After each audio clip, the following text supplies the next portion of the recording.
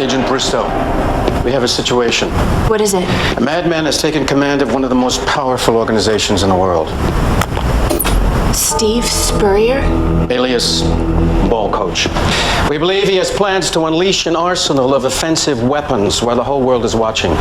You mean? Yes. Tonight, on Monday Night Football. The mission is to infiltrate Spurrier's compound and acquire his game plan before kickoff. This is a restricted area, sweetheart. She's got a hot dog and a beer. Take one more step and I'll drop these on the floor. You wouldn't.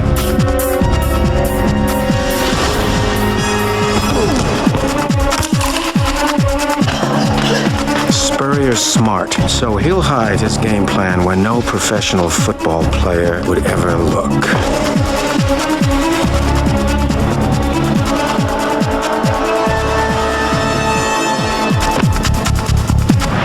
Good work, Agent Bristow. Now we'll find out exactly what Steve Spurrier is planning. The key to a great offense is to keep one step ahead of your opponent. Damn, he's good. He must have someone working on the inside. Agent Bristow, can I ask you a question? Of course. Are you ready for some football?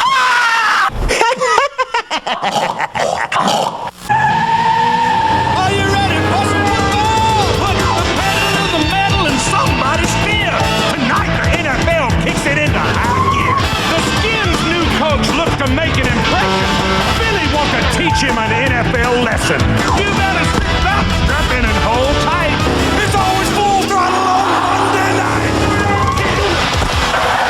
Come on and hit it. Come on and get ready. Are you ready for some football? A Monday night party. It's a Super Bowl season. We're gonna rock it. Players at the ready. Alan John at the mic. All my running friends are here for Monday night.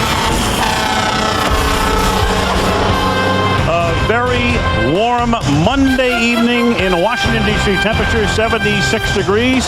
There is the United States Capitol and about 13 miles to the east. Landover, Maryland, home of FedEx Field, home of the Washington Redskins, who are coming out onto the field tonight to meet the Philadelphia Eagles as we conclude week 2 of the 2002 National Football League season. Al Michaels, John Madden, welcome to our nation's capital, where all of the talk, as always, is about the Washington Redskins. Steve Spurrier coming to town. Good start last week, put on a great show, beat Arizona 31-23. Meanwhile, the Eagles are a team a lot of people expect to see in the Super Bowl. But last week, they blew a 14-point halftime lead, gave up 17 points in the second half, and lost to Tennessee. And, John, you never want to call a Week 2 game a critical game. But for the Philadelphia Eagles, I guess we can say this one is very, very important. I think it is, and didn't you get the feeling last night when we were talking to Andy Reid and some of the Eagle players that they were still reeling from that game against Tennessee last week, that they felt they blew it? And now when you still feel that way the night before a big game like this, I think a couple things can happen. One, it can bring you down, which I don't think is going to happen, or it can bring you up. And I will darn near guarantee you that in the third and fourth quarter, and usually these games go down to that fourth quarter, the Eagles are going to play a lot tougher than they did last week. Of course, Donovan McNabb, as always, is the key man. Now, as far as Steve Spurrier is concerned, he comes into the National Football League, creates a tremendous splash. They're talking about the fun and gun and all of the points they'll put up on the board. Is this an offense that we have seen before with a different name, or is this an entirely different thing? You know, I've studied that, and I've tried to find out what is different. And the big thing, Darryl Green told me, is Steve Spurrier's attitude. He is going to attack you, and no matter what happens, he's going to keep attacking you. And the big difference is, you know, like the West Coast offense is you throw short and you let the guy catch the ball and run. Steve Spurrier wants to throw deep, so he's always going to have someone go deep. He has his quarterback look deep and then come short. But I'll tell you, it's exciting, and he's exciting. That's the fun and gun. We'll have some fun tonight. Great NFC East matchup tonight. Philadelphia and Washington coming up on Monday Night Football.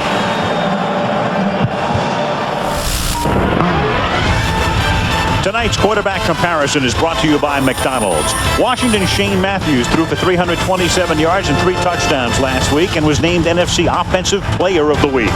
For Philadelphia's Donovan McNabb, it was a tale of 2 halves. He threw 3 touchdown passes in the first half, but had only 4 completions and was intercepted twice in the second half against the Titans. ABC Sports welcomes you to the following presentation of the National Football League.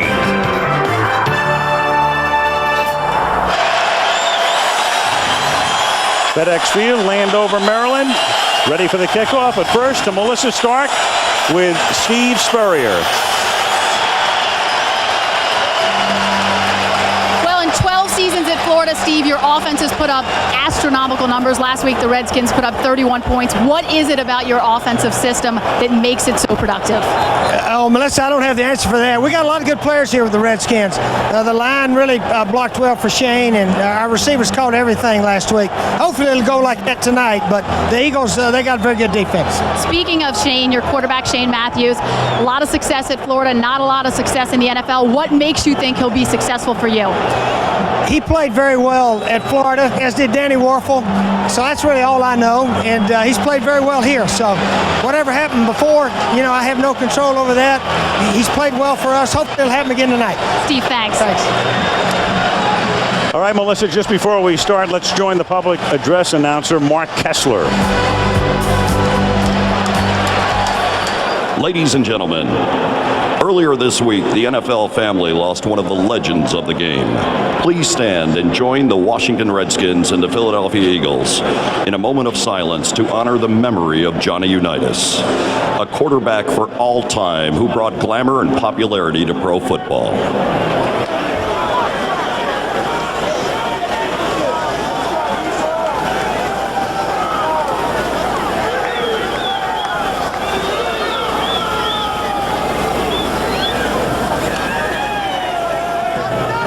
Thank you. A moment of silence that was observed in all of the NFL stadiums. You saw a shot, of course, of the former great Redskin quarterback Sonny Jurgensen, and of course anybody who saw Johnny Unitas will never forget. Yeah, it was the Johnny Unitases that helped build this league into what it is today. That if it weren't for guys like Johnny playing like he did back in those days, you don't know what these days would be. You're right. A very pivotal figure. And here we go with David Akers ready to kick off for the Eagles. The Redskins will get the ball at the outset of the game. The kick goes into the end zone. And from 4 yards in, Kenny Watson is told by Darius Thompson to stay there. They'll start at the 20, and let's take a look at the Washington offensive unit. Shane Matthews, University of Florida. Stephen Davis, Auburn. Brian Johnson, Boise State. Rod Gardner, Clemson. Darius Thompson, Baylor University. Zeron, Flemister, Iowa. Chris Samuels, Alabama. David Laverne, San Jose State. Larry Moore, BYU. Brendan Stye, Nebraska. John Jansen, Michigan. So Shane Matthews, who played for Spurrier at Florida a decade ago on first down, going to the air, drops it off underneath to Stephen Davis, who last week carried the ball 26 times and caught 7 passes as well, tackled by Sean Barber. Matthews with no huddle. This was the way they started last week. It's not so much of a hurry up as it is no huddle, calling the plays at the line of scrimmage. That's the thing Steve Spurrier likes, that he can talk to his quarterback all the way up to the snap. 2nd and 3, and that is Davis carrying for a first down to the 33. Quickly, the Philly defense. Brandon Whiting, California. Corey Simon, Florida State. John Walker, Tennessee. Hugh Douglas, Central State University. S. Barber, University of Richmond, VA. LaVon Kirkland, Clemson. Carlos Emmons, Arkansas State University. Troy Vincent, Wisconsin. Blaine Bishop, Ball State. Brian Dawkins, Clemson. Bobby Taylor, Notre Dame.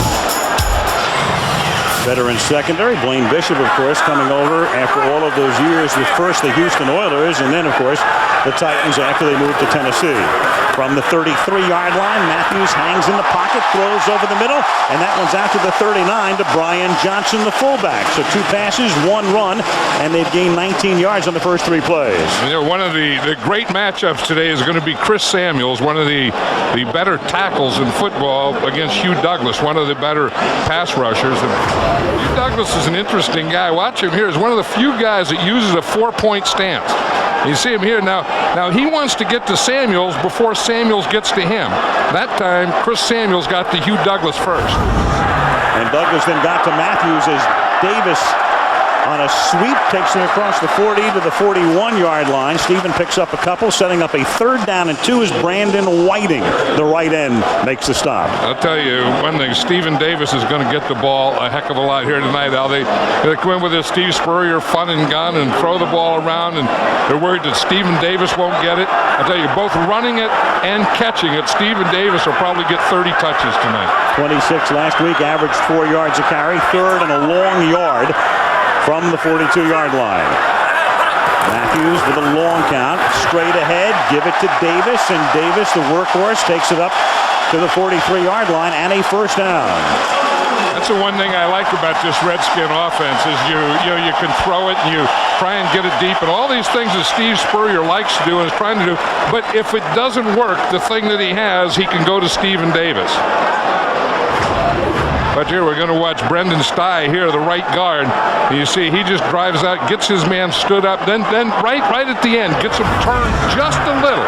Just turn Corey Simon just a little, let Stephen Davis get by. Davis comes out of the game on this play, and Matthews then throws, and to the man who had come in for Davis, that was Kenny Watson operating as the tailback. And another case of Matthews looking long and then coming down, and looking underneath and throwing low. Yeah, that's the thing. They have a rule or word for it, and it's touchdown and then check down. You look for the touchdown first or the deep one first.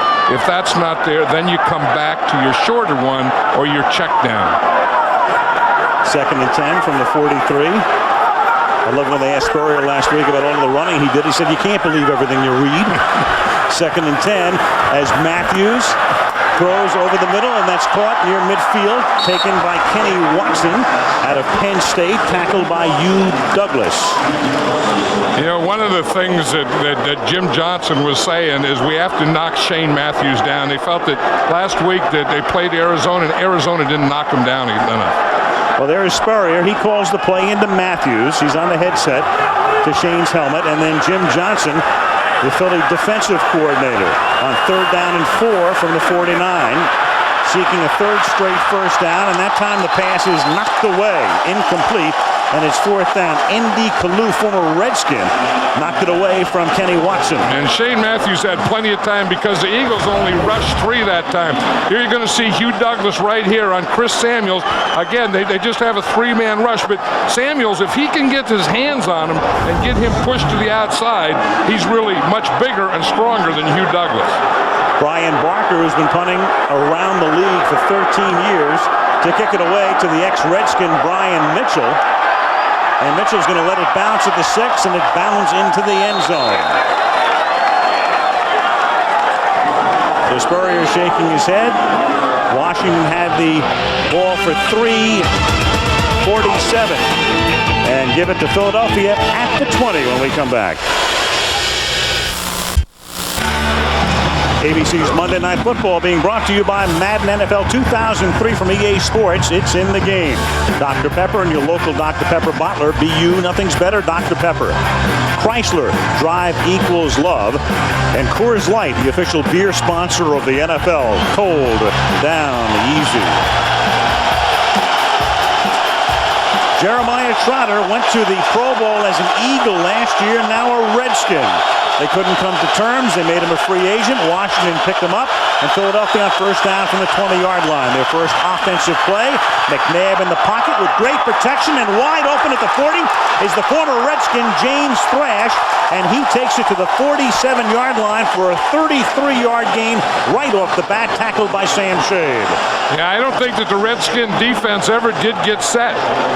Let's just watch James Thrash. He's out here in the end man out there, and he just comes up, and then he's on there with Champ Bailey, and then he just runs to the inside. And just watch him here. That's just a spike pattern where he goes up inside. The outside guy runs a deeper route. McNabb in the pocket again. This time a screen to Deuce Staley. Staley to the 41-yard line. That's a gain of 6, tackled by Trotter. And let's take a look at the Philadelphia offense. Donovan McNabb, Syracuse University. Deuce Staley, South Carolina. Cecil Martin, Wisconsin. Todd Pinkston, University of Southern Mississippi. James Thrash, Missouri Southern. Chad Lewis, BYU. Trey Thomas, Florida State. Doug Brzezinski, Boston College. Hank Fraley, Robert Morris. Jermaine Mayberry, Texas A&M Kingsville. John Runyon, Michigan. Second down and 4 now for the Eagles from the 41-yard line. Dorsey Levens is in the backfield, former Packer. McNabb throwing, and a fingertip catch made by Pinkston. Todd Pinkston, the slender one at 6'2", 170 pounds, down the sideline, picking up the first down, a 26-yard gain. And it's against the veteran Darrell Green. You're going to see Darrell Green is up here. Here's Pinkston right here. He does a little stutter and go. Darrell Green got caught up right there, but that had to be a perfect throw, and that was a perfect throw by Donovan McNabb. Look at that there. It was where only Pinkston could get it, and there was no way Darrell Green could touch it. Green, 20th year and probably the final one for him in the league. And through the middle goes Deuce Staley for a gain of 5 to the 15-yard line. Donovan McNabb, selected in 1999 out of Syracuse. Remember, that's the year that Tim Couch was chosen first, and then the Eagle fans all wanted them to go for Ricky Williams, but they picked McNabb. Cincinnati went for Achilles Smith. Then Indianapolis took Edgerrin James before Williams was even selected, of course, by New Orleans, and now he's playing with Miami. He was the right guy. He was the right guy. Second down and 5. The catch is made at the 8, and really paying the price was James Thrash. David Terrell knocks him down.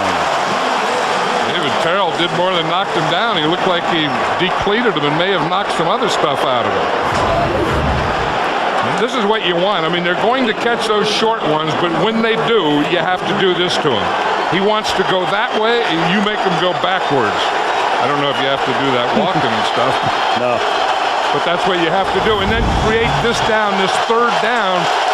And this is kind of a 3rd and 3 or 4. This is a passing down. They took him out of any possibility of a run threat. From the 8, McNabb, unless it's McNabb who's the run threat. And McNabb seeks the first down, has it, and has the touchdown.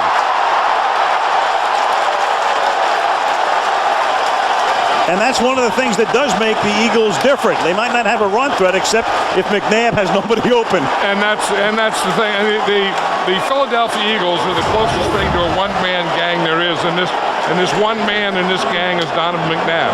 I mean, he can throw it, he can run it and throw it, or he can do like this. He can run it. He's gained 10 pounds, he said, so he can take the hit. He weighs 240 pounds now. He can run like a fullback. Told us he bulked up during the offseason. Extra point by Akers is good. And McNabb, now playing in his 7th game against Washington in his career, has really hurt them through the years with his feet. Not necessarily his arm, but his feet, as he does here. 7-0 Eagles.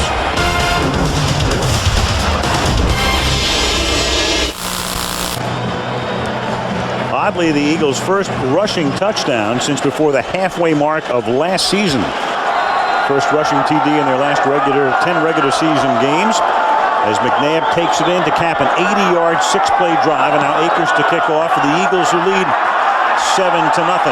At the 1-yard line, Kenny Watson up past the 20 and taken down up at the 28-yard line. Tackle made by Rashard Cook. 8:04 left in the opening quarter in our nation's capital. Spurrier ready to send Matthews back out onto the field,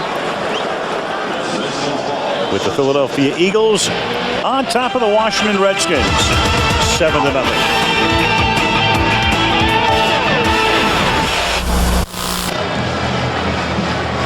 Philadelphia with the early lead on top of the Washington Redskins, 7-0. Donovan McNabb in 6 games against the Eagles, as you can see in his career, averaging only a little bit more than 5 yards per pass. Not very good. 7 TDs, 6 interceptions. But look at that rushing. 8.1 yards per carry against the Washington Redskins. 8.1, a touchdown here. And now Washington has it at the 27-yard line. On first down, here's Matthews throwing, and it's caught up at the 31-yard line by Stevens, who's tackled by Troy Vincent. Vincent back in action after suffering a knee injury in preseason, John, and missing last week's game.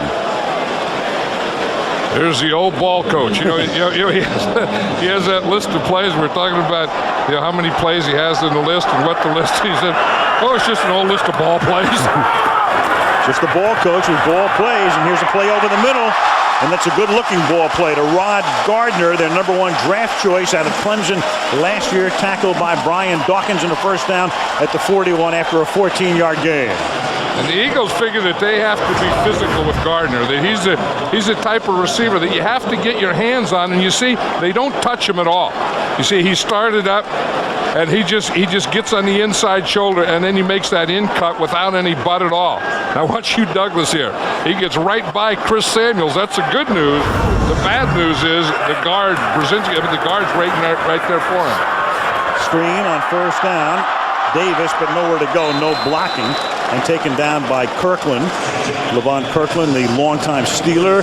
Then he went to the Seahawks, and now he comes over with Trotter going to Washington. It's going to be Kirkland and Barry Gardner as Philadelphia's middle linebackers this season. And Kirkland is awfully big. We were talking to Andy Reid last night about how big Kirkland is. He's listed at 275 pounds, and the only thing Andy said is he doesn't weigh as much as me, and he's somewhere between 275 and 300.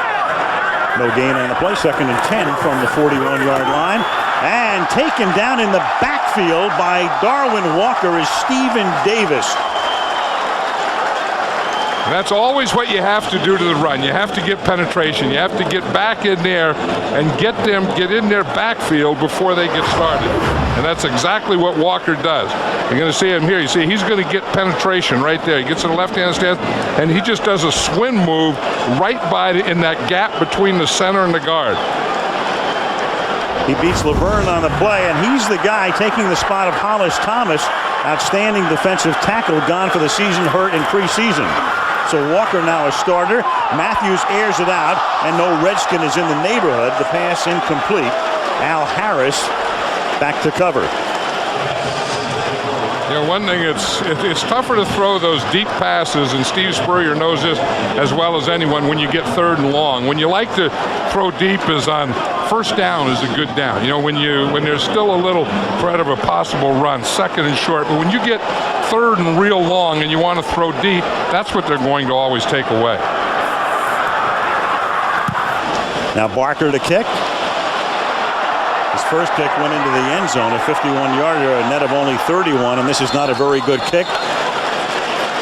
A wobbly duck that is down at the 36-yard line. So Philadelphia taking over after a 27-yard Barker boot.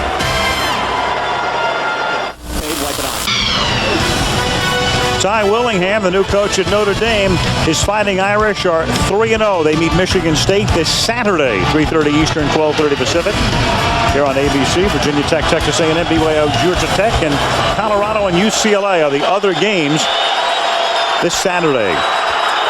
Now from the 35-yard line, McNabb, a toss back to Levens, and as McNabb went down, so did Dorsey Levens for no gain. Redskin defense now. Ronaldo Wynn, Notre Dame. Dan Wilkinson, Ohio State University. Carl Powell, University of Louisville. Bruce Smith, Virginia Tech. LeVar Arrington, Penn State. Jeremiah Trotter, Stephen F. Austin State University. Jesse Armstead, Miami. Champ Bailey, Georgia. Sam Shade, University of Alabama. David Terrell, Texas El Paso. Fred Smoot, D. Mississippi State University. Yes, sir, the great Bruce Smith. Still in action, 18th year out of Virginia Tech, on his way to the Hall of Fame 5 years after retirement, as the catch is made by the ex-Packer Antonio Freeman, who was picked up toward the end of preseason.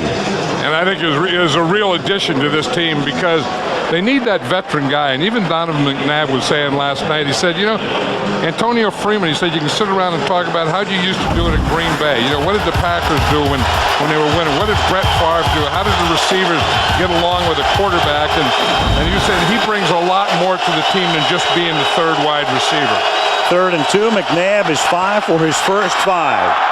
Still pitching a perfect game, and the pass is complete to Freeman again. Back-to-back to Antonio Freeman. First down at the 42-yard line. And Freeman is one of those tough guys, and has always been a tough receiver that will work the middle. And this is exactly what he does here. He's going to come down, and he's going to come in.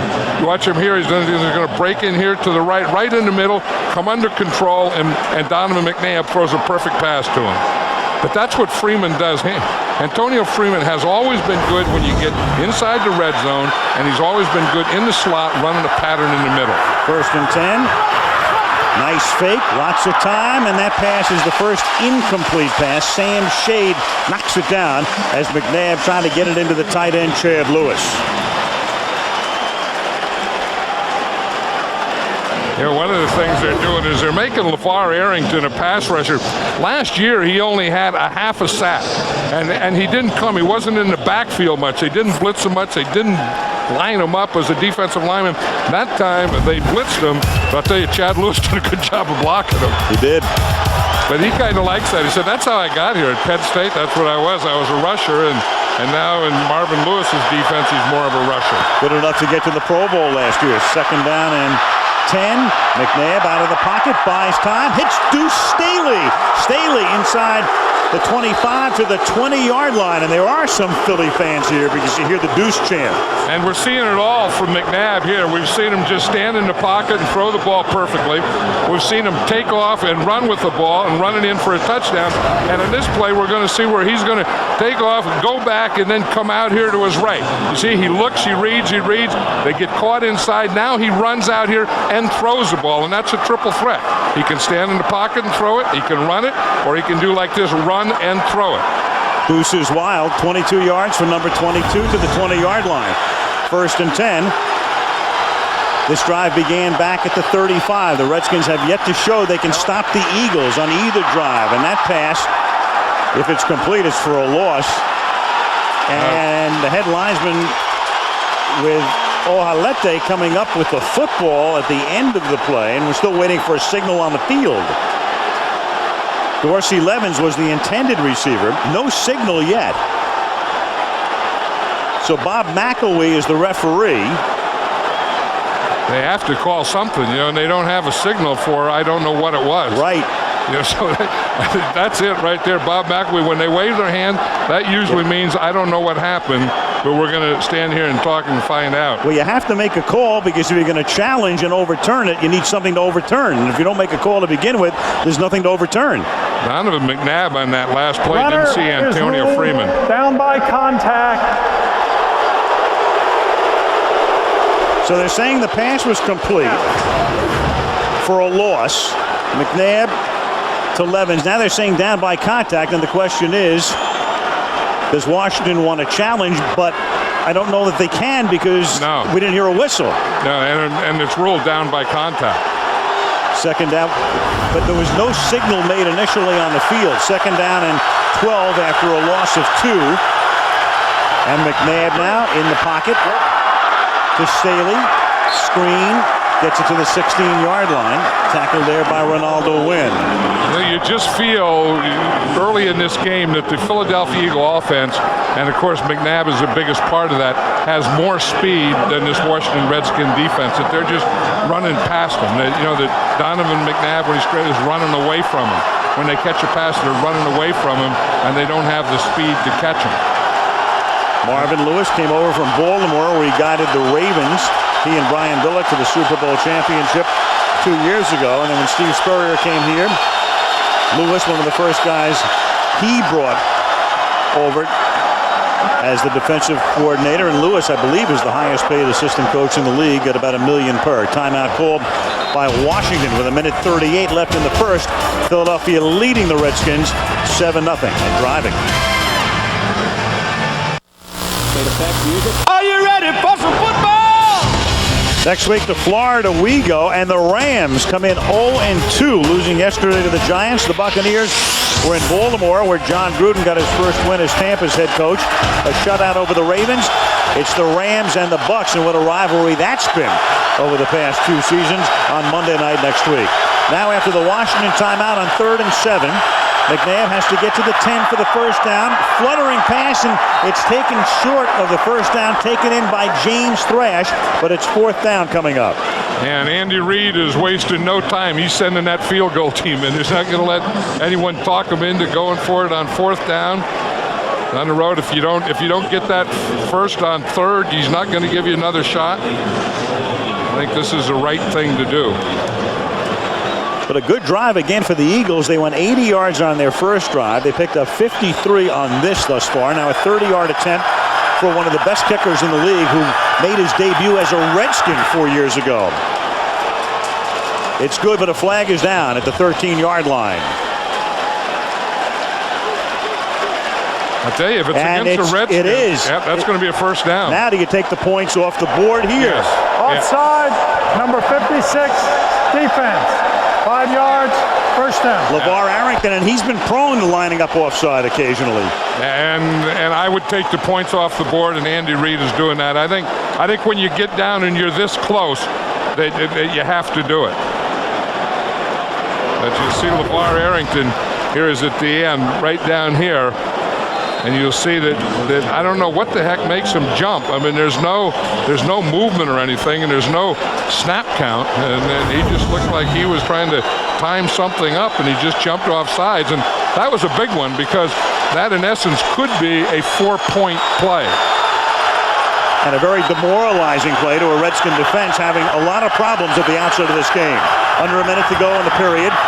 And here is McNabb. He's going to take off. And he takes it from the 7 down to about the 2.5. I think that was an organized run. Did you see Chad Lewis? He was, instead of a receiver, the tight end was out in front, and he was like a lead blocker.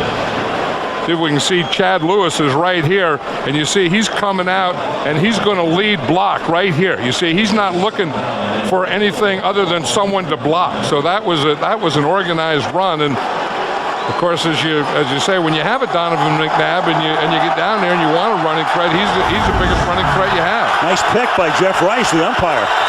2nd and goal from the 2. Fake give off his back foot, pass caught, touchdown to Jeff Thomason. So they take the 3 off the board, add 4 more, and with 9 ticks left in the opening period, Philadelphia with a 13-0 lead going on 14. That was a heck of a catch, too, by Thomason. That's the one that you go the play fake here, because you got him playing goal line, so you fake into the line there to hold him, and then you get that extra free rusher coming, and you just have to get the ball out there. McNabb does a heck of a job getting it out there, and Thomas makes a pretty good catch. Akers' point after is good. For the first time in 22 seasons, the Eagles have come into Washington and scored 2 touchdowns in the first quarter. So instead of 10-0, it's 14-0, and we check in with Melissa. Well, Andy Reid says what makes Donovan McNabb different is the time that he spends trying to improve. Well, get this. During the offseason, not only does McNabb train his body, he trains his eyes. He practices throwing and reading defenses while wearing glasses called strobe specs. And this is what he sees. He said it works because it's so distracting. It kind of looks like defenders flying in front of you. It helps eliminate tunnel vision. And when you take them off, everything seems to slow down. What do you think, Josh? We try to call a game like that? I've had that look before. I've been hit and stood up and had that look. I didn't know that was one you tried to get. I thought that was one that happened to you when you got doinked. I've had that look before, but not from getting hit. I wouldn't want that. That's something if you say, do you want that or do you not want that? I think that's one you don't. I think you have to take aspirin when you get that. You do. But it's whatever he's doing, it's working. This has been a near perfect first quarter for the Eagles. Yeah, and he's done it all. I mean, he showed Donovan McNabb, like we said earlier, in the pocket, showed him running with the ball, organized run and scrambling, and then running and throwing the ball. Akers, third kickoff of the night for him. Bouncing ball fielded inside the 10 by Kenny Watson. And he'll bring it up to the 29-yard line. You know, we were talking earlier that you know, you could just feel these Eagles last night were still upset from last week's game, and you know, that could either bring you down or pick you up. And I just felt that it was something that they had that feeling, but they were going to come out here as determined as you could be. And I just had that feeling last night that they were going to be that way, and I had that feeling tonight that they are that way. And Andy Reid has watched his team outgain the Redskins 140 yards to 40. First and 10 from the 29-yard line. A little shovel to Davis, and Davis gets taken down. Knee went down at the 29 for no gain. So that is the end of the first quarter, with the Philadelphia Eagles coming into our nation's capital and leading the Washington Redskins 14-0. Monday Night Football back after this message and a word from our ABC stations. Marvin Lewis has a few choice words for his defensive unit. They gave up 140 yards in 15 minutes of action. Well, he was saying that he wants the Eagles, after they go through their script, which was the first 25 plays, then he makes his adjustments. And the Eagles have shown him everything, and Marvin Lewis is over there having a heck of a lot of adjustments to make. Matthews on second down. Little screen, incomplete for the moment. And it's all Philadelphia. McNabb was 11 of 12 for 122 yards. And, you know, he can play that way. I mean, I've seen Donovan McNabb do this, and, you know, sometimes he'll go the other way, and you'll say that, you know, geez, he's not getting the ball to his receivers. But then the minute you say that, he'll go and he'll hit 10 in a row. Third and 10. Eagles now with 6 defensive backs in the game. Matthews from the shotgun throws underneath. The pass is complete. Still on his feet is Darius Thompson. Does he get the first down? No, he was down. No fumble. It was ruled down. It appears to be a little shy of the first down. Hit by Blaine Bishop. You know, it's interesting, the Eagles, maybe it's because they have a 14-point lead, but, you know, Jim Johnson is very aggressive and he blitzes a lot. But on these third downs so far, he's been rushing 3 and covering with 8. You watch this, he's just in a 3-man line here. He has a rusher over here, a rusher in the middle, and a rusher from the right, and they kind of did collapse the pocket a little. You see, he almost has a first down right there. Now it's where the ball is because they said it's down, so it's where the ball hits. They're going to measure. Yeah, it's where the ball is when the first thing it hits is a ball, so it's right there. It's where the ball is. You know, it's usually you say where the ball is, where his knee went down, where the ball is, when his butt went down. Mm-hmm. That one is where the ball is when the ball went down, which obviously was short. Well, what's the old ball coach going to do here? 4th and inches. The old ball coach is going for it. I think in this situation with this much time, I think you punt it. Unless, you know, he could be getting up there to try and draw him off sides, too. Right, if nothing else. They went for it last week. Of course, it was a game that was very early in the game. They weren't down by 2 touchdowns. They're going to go for it on 4th and inches, and that's a little bit of fun and gun on the ground. Stephen Davis for a first down. Heck of a call from the old ball coach. 10-yard game. I mean, think about that. If you don't make it, you're giving the ball to a team deep in your own territory, a team you haven't stopped yet. You know, Chris Samuel's got a heck of a block. Watch him. He's the left tackle right here. Look at that block and drive right there. That's what created the hole. I think he has his right leg all bandaged up. He's kind of playing on one leg, but he got a lot of drive from that. At the 48-yard line, 1st and 10. Matthews, deep, nobody home.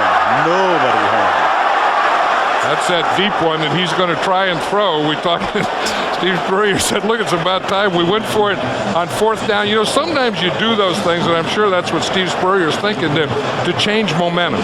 That the Eagles have all the momentum, and you have to, you've gotten your crowd out, the Eagles have, so you have to get your crowd back into it, you have to get your team back into it, and you have to get some lift. And I think that going for it on 4th down and getting it gave them the lift. Now they have to take that lift and do something with it. Huge gamble, huge. And it works. 2nd and 10 from the 48. Screen, and that's incomplete. A lot of traffic there. And Stephen Davis could not bring it in. Matthews has started the game 7 of 14 for only 42 yards, so he's averaging 3 yards per pass attempt. Yeah, defenses are really playing those screens well. That was Ike Reese. He was out there, and if you're in the, you like to run a screen against a zone defense where all those linebackers are dropping off. When the linebackers are in man defense, they'll get up on the man that you're throwing the screen to. That's what Ike Reese did on that last play.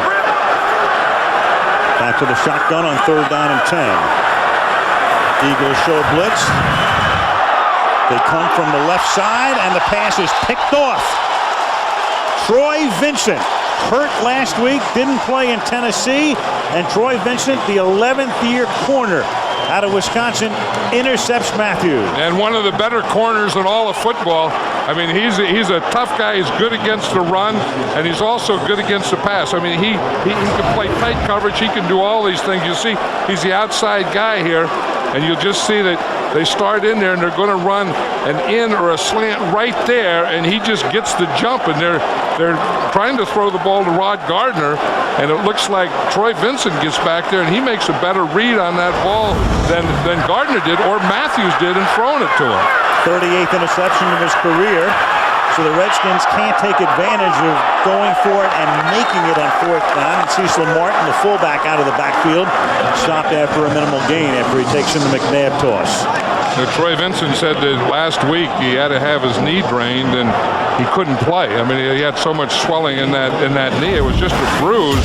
But they said then when they drained it on Sunday and then Monday it felt a lot better. And he said by Tuesday he was back to normal. So there never was any doubt this week whether or not Troy Vincent was going to play. 2nd down and 9.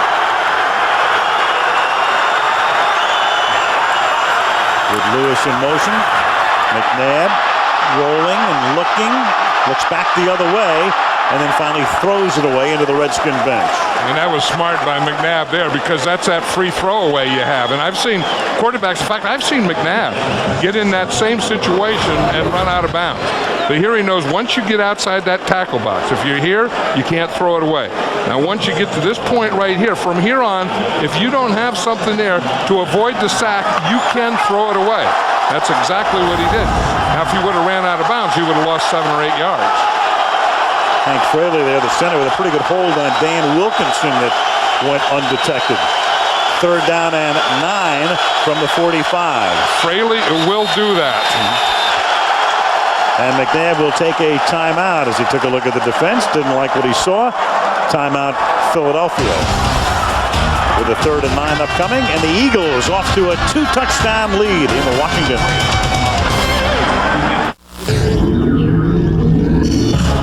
The new kid in town. Everybody loves you. So don't let them down.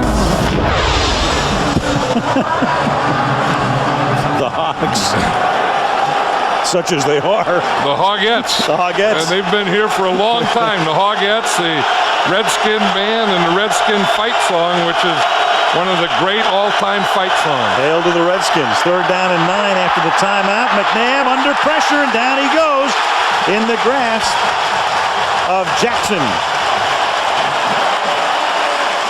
Yeah, I think that's what Marvin Lewis figures that he has to do, because he was saying the other day, he said, we have to get to McNabb. He said, but even more than that, we have to take him to the ground. And they really haven't gotten to McNabb until this play here, and they definitely haven't taken him to the ground. And this is what he was talking about. Don't run beyond him, but if you do, get right back there and take him down. He said that's the toughest thing to do, is get to him and then take him down. The 40-year-old Sean Landeta. Yep, that same Sean Landeta has been kicking for almost 2 decades, sends it to the 10-yard line, and this is Jaquez Green, who played for Spurrier in Florida, across the 50, inside the 30, and he's going to go all the way for the touchdown to turn the game around with no flags.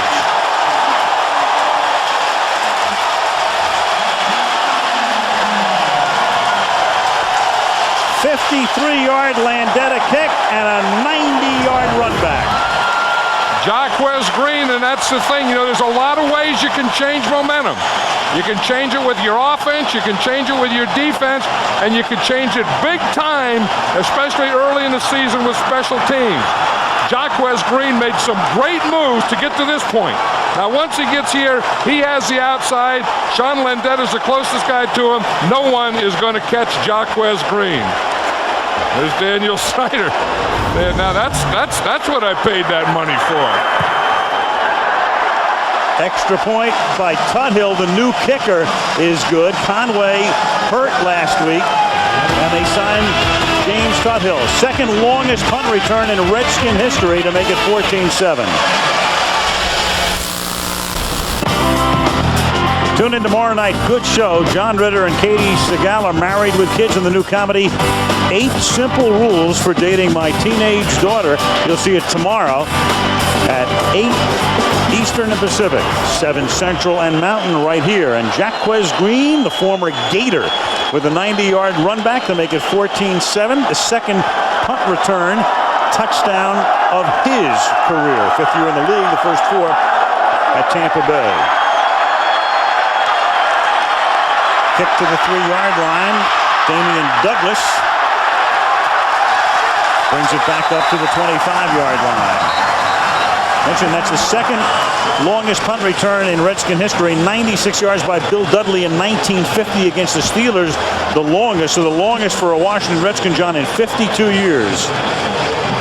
So we're here for some history, huh? A little bit of history. And Jacquez Green provided it, and he's one of Steve Spurrier's guys. And this is what you're talking about here. Florida and Florida State are represented by more players than any school in the league right now. Look at that. It's very close. Michigan is right there. Notre Dame is right there. But look at Washington. They have a player from each of those schools except, you guessed it, Florida State. No Seminoles on the Redskin roster. At the 30-yard line, the catch is made by Brian Westbrook, the rookie out of Villanova, who grew up in this area, then went to school in Philadelphia and stays at home as an Eagle for a first down. Al, I think something's wrong with Donovan McNabb's either hand or arm or shoulder, because you watch him here, and after he throws that ball, he kind of picks his hand, and then here it looks like it could be his shoulder, and he's been doing that after a number of plays. Even that last play there, see how he kind of throws and bends over? There's something in him that's not working properly. No doubt, and it happened tonight. There was nothing that we know of coming into the game. He throws here, and the pass is almost one-handed by Antonio Freeman, who is blanketed on the play. Champ Bailey was right there. That's a great matchup there. Antonio Freeman, one of the very good wide receivers. Antonio Freeman doesn't look like the same guy he was at Green Bay. He's lost about 10 pounds. I think he wanted to get a little more speed to get away from guys and get a little separation more than take those big hits. And Andy Reid was saying last night he thinks that Antonio Freeman's his best receiver right now. Mike Sherman wanted to keep him, but he said he knew he couldn't come back and take a big pay cut. Handoff here to Brian Westbrook, the Villanovan, who takes it up to the 46. It's a gain of 2. Stopped by the ex-Giant, Jesse Armstead. So their linebackers are the former Giant Armstead, the former Eagle Trotter, and the emerging star Arrington. Good threesome. Yeah, and they can be a good threesome. I know that Andy Reid felt that he wanted to test their discipline tonight because, in this defense, and again, the way you test the discipline is, do they take the gaps when the ball goes away from you? So some of his stuff that he's been doing with Donovan McNabb is to test the discipline of the Redskin linebacker. 3rd down and 8. McNabb guns it over the middle, and he looks for the big man over the middle for a first down inside the 45. That's Antonio Freeman. Well, I'll tell you, Trey Thomas did a job over there on that side, and the left tackle. We're not going to see the left tackle right now. We're going to see the play here, but Trey Thomas right up there on top just puts his man on the ground, and it's blocks like that that lets the quarterback step up to make throws like that.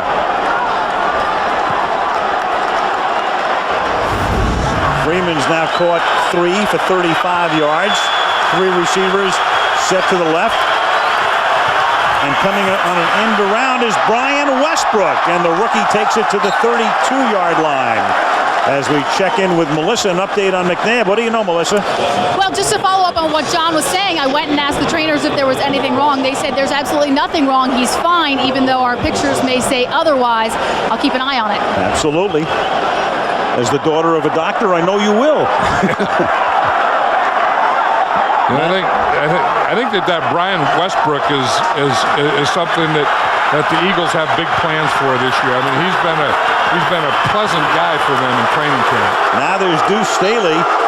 Well, it's a three-headed running back alignment right now. What they really wanted was Correll Buckhalter to be their base back this year, but he tore his knee up during the offseason in minicamp, so you've got to go with Staley, and they brought in Levens from Green Bay, and then drafted Westbrook. And that's what they do. Deuce Staley is the base or the first down guy, and then Dorsey Levens comes in when they go 3 wide receivers.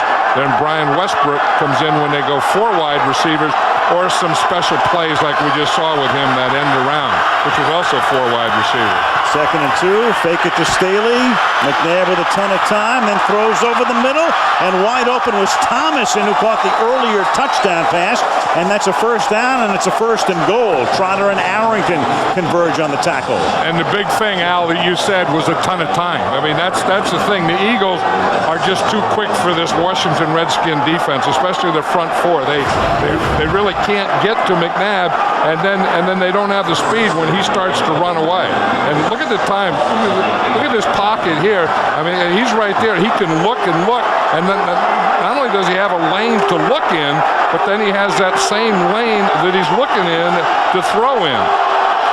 I still think there's something wrong with him. I know they say there's not, but he keeps grabbing something. Those pictures don't lie. Fake toss, and then the pass is a little bit low, and it's incomplete. The official right there to say no, sir, to Chad Lewis.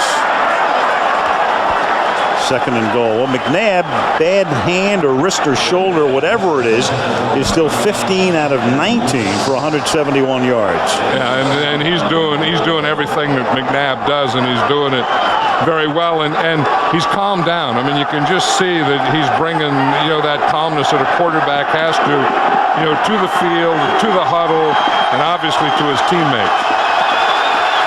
2nd and goal at the 9-yard line.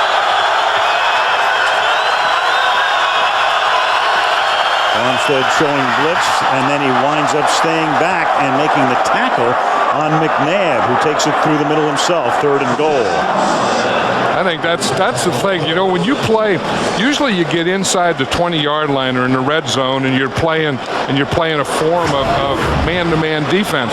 And when you play man-to-man defense, there's no one for the quarterback. No one takes a quarterback. So if you have a quarterback that can run, that's the best time to run him, is in this situation where they got everyone covered, but they don't have a man for the quarterback.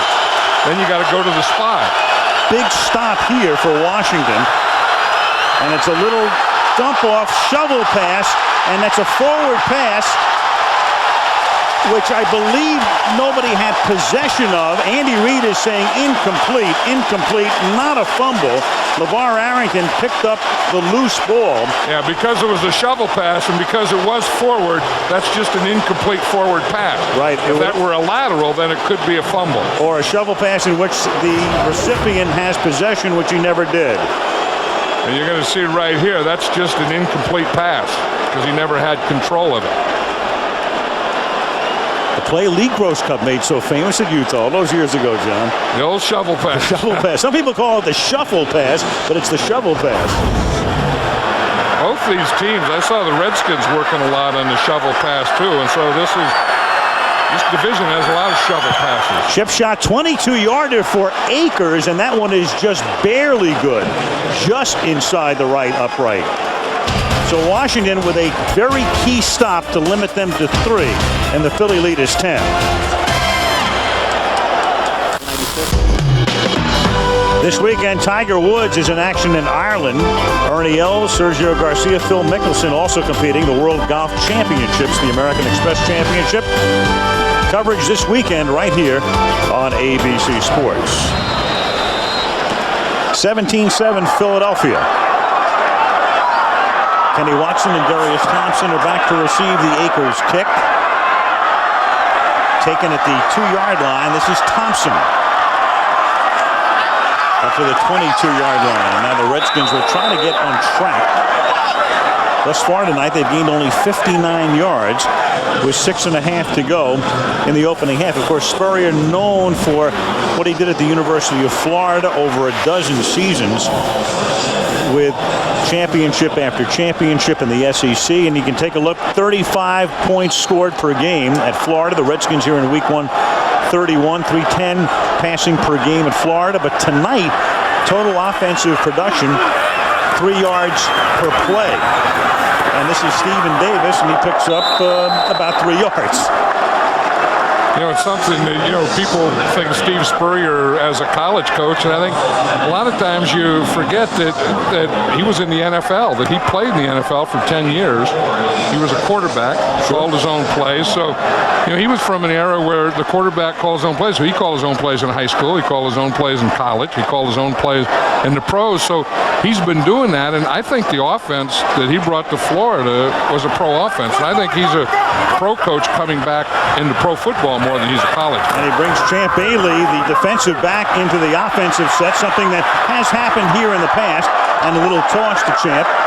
Up to the 31, he loses the ball. The Eagles are contending that they have it. And we're waiting for a signal from the officials. If the whistle blew, the play was over. If it didn't blow, Brandon Whiting's going to have the fumble recovery. But again, we have a situation where we had no call on the field, and Bob McElwee moderates this conference. The first thing they ought to do is get all the players away from him. And I know what Steve Spurrier's thinking now, that that's the problem you have when you put a defensive player that doesn't practice with your offense in on offense. And that's, you know, a lot of times, you know, Deion Sanders did some of that, and some of these defensive backs, but they have to practice with the defense. They go to the defensive meetings, and they don't practice handoffs and carrying the ball and these types of things. Then you put them in the game, and stuff happens. I think this is the second time tonight that we've had a situation where maybe they don't know what happened. Well, Andy Reid is ready to challenge if the call goes against him here. The question is, did the whistle blow? If the whistle blew, the play is over, but apparently it did not. We have to assume it did not. Here it is again. For starters, we'll take a look and see if Bailey fumbles. Well, you see the ball come out, but again, it's, you know, it's at what point it came out.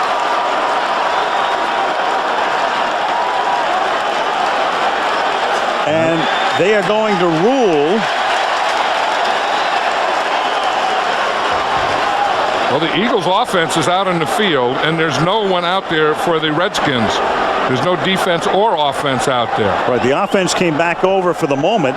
Washington is challenging the ruling on the field that it is a fumble. All right, so now for starters, there was no signal on the field, but they have, after conferring, agreed that it was a fumble, a recovery by Philadelphia. And now Spurrier is going to challenge and say that he was down.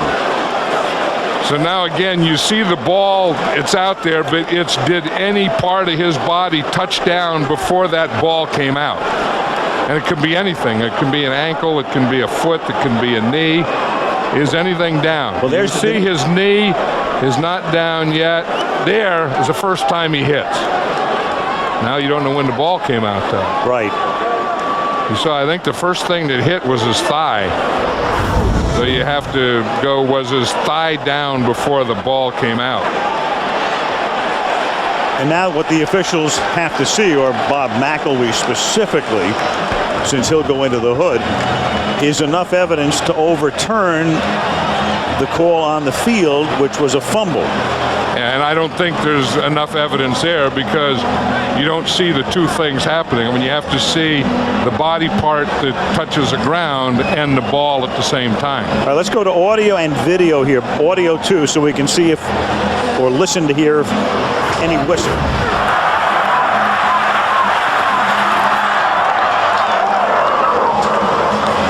No whistle. I don't think the whistle comes into play there, but I don't know when they decided that was a fumble. But then somewhere in the talk they had to say, is it a fumble or not? And then they decided it was a fumble. So now you go to review to see if he was down before he fumbled. Well, I haven't seen anything conclusive yet to overturn what the call on the field would be. Well, see, I mean, you can see there when he hits down, but when he hits down, you don't see where the ball is.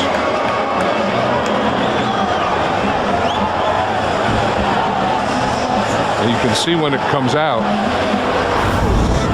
I would say that he can't overturn this. I agree.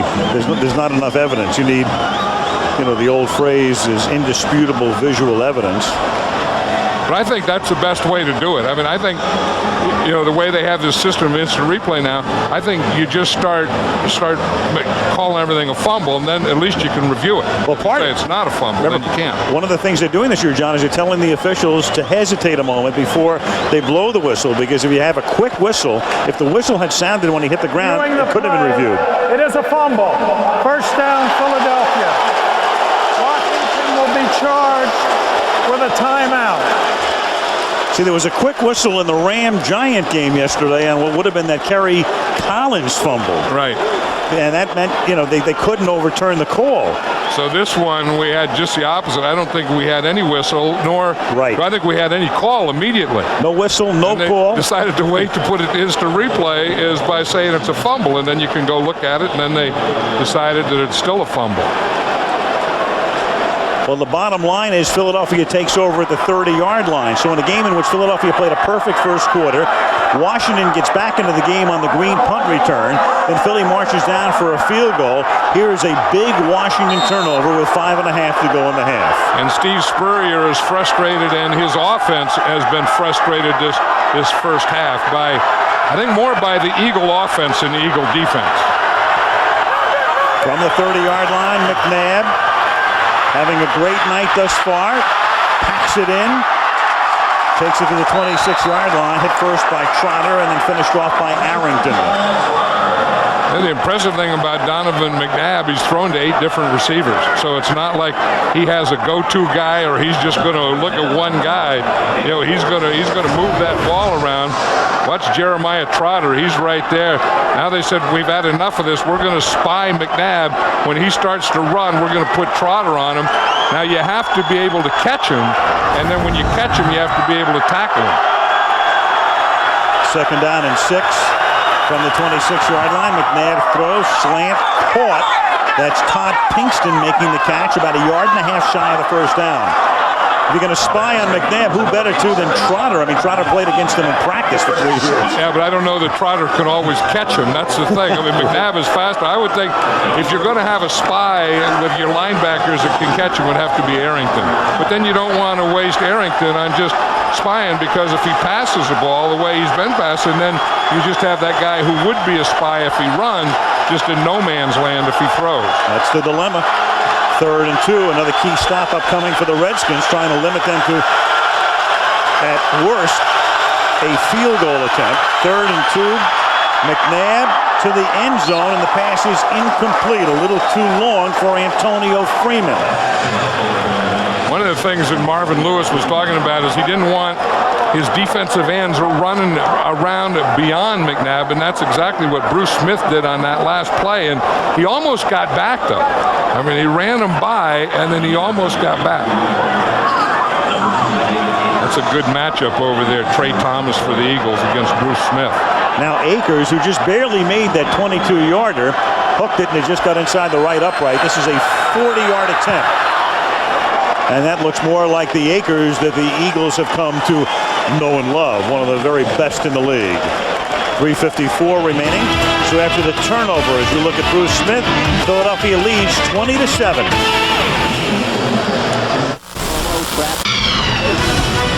Our college football lineup this Saturday at 3:30 Eastern and 12:30 Pacific features Notre Dame, the unbeaten Irish at 3-0, taking on Michigan State. There are the other regional games coming your way this Saturday right here on ABC Sports. Akers to kick, 5-yard line. Darius Thompson to run it back.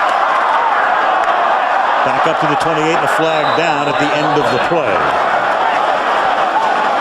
Bob McElwee, who has refereed 2 Super Bowls in his long career. Holding number 25 of the receiving team during the return. 10 yards.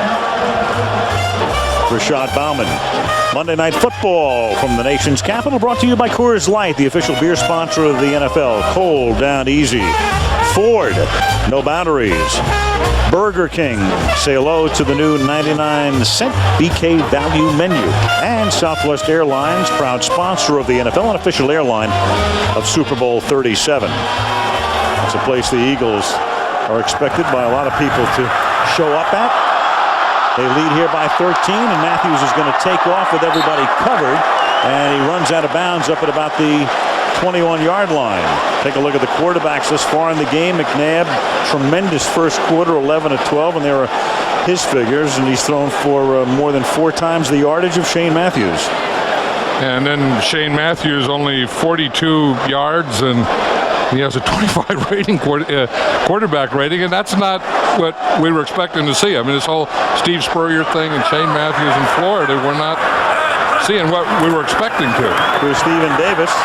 Well, John, the big question is, I mean, among other things, Shane Matthews has been in the league for about a decade, even though he has played so sparingly.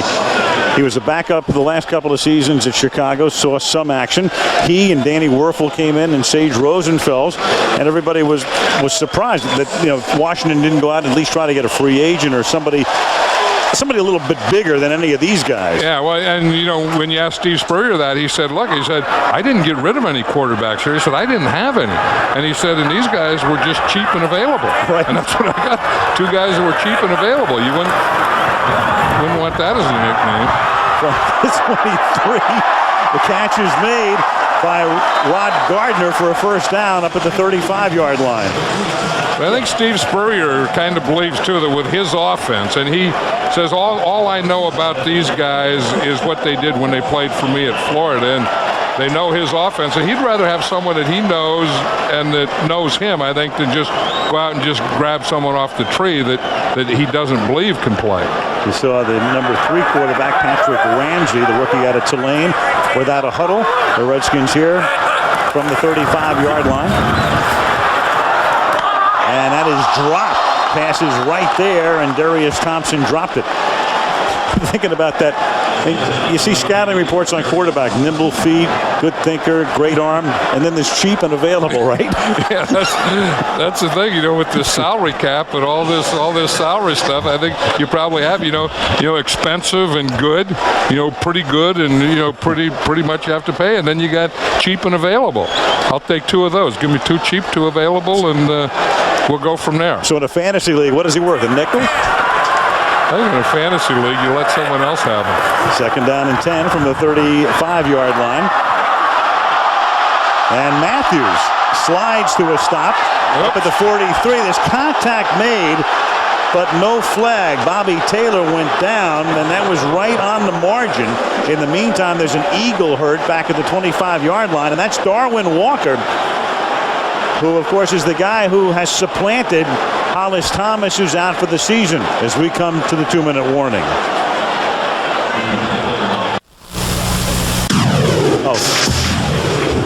Lexus halftime show, 7 nights to Monday. LeVar Arrington will take a look at what he has done in the week leading up to his appearance tonight on Monday Night Football. We'll take you from last Monday right through tonight, coming up on the Lexus halftime show. Walker comes off. Grasmanis takes over for him at the defensive tackle spot, and Matthews now hits Stephen Davis for a short gain over the middle at the 43-yard line. Flag is down. There's a flag down, and also they're saying the ball carrier was down up at the 45-yard line, so a lot going on here. It's going to be a roughing the passer. I think Shane Matthews got hit after he threw the ball, and that referee, Bob McElwee, I know that's what he called. McElwee called that. In the meantime, I think they're saying down by contact. Was stopped. There is no fumble. The roughing the passer by 53 defense will be enforced on the end of the play. 15 yards, first down. That's Hugh Douglas. Remember, Hugh Douglas was the guy that put Matthews in Chicago after he hurt, remember Miller in that play? Sure. And he goes here. Oh, I don't know about that. I mean, the ball is out. I mean, he's trying to hold him up, but it's still, I mean, one place, I mean, the ball was gone and he did hit him, but that wasn't the type of thing where he was trying to take a cheap shot or anything. I agree with you. That was the Eagles' first penalty of the night, and now Matthews really gets clocked, and the pass is incomplete, and that was Brian Dawkins on a safety blitz. And Brian Dawkins is a guy that can bring it. I mean, Brian Dawkins is probably the best free safety in all of football, and he's good when he's back. He's good. He's up when he's as the 8th man, and he's also very good at this. I mean, he's a heck of a blitzer. You're going to see him coming here. He's disguising it, holding it, and you'll see him come into the picture right there. And whew, did he unload on Shane Matthews? Philadelphia is going to take a timeout. Washington has now run 29 plays. This is the first time tonight they've crossed midfield, the minute 40 to the half.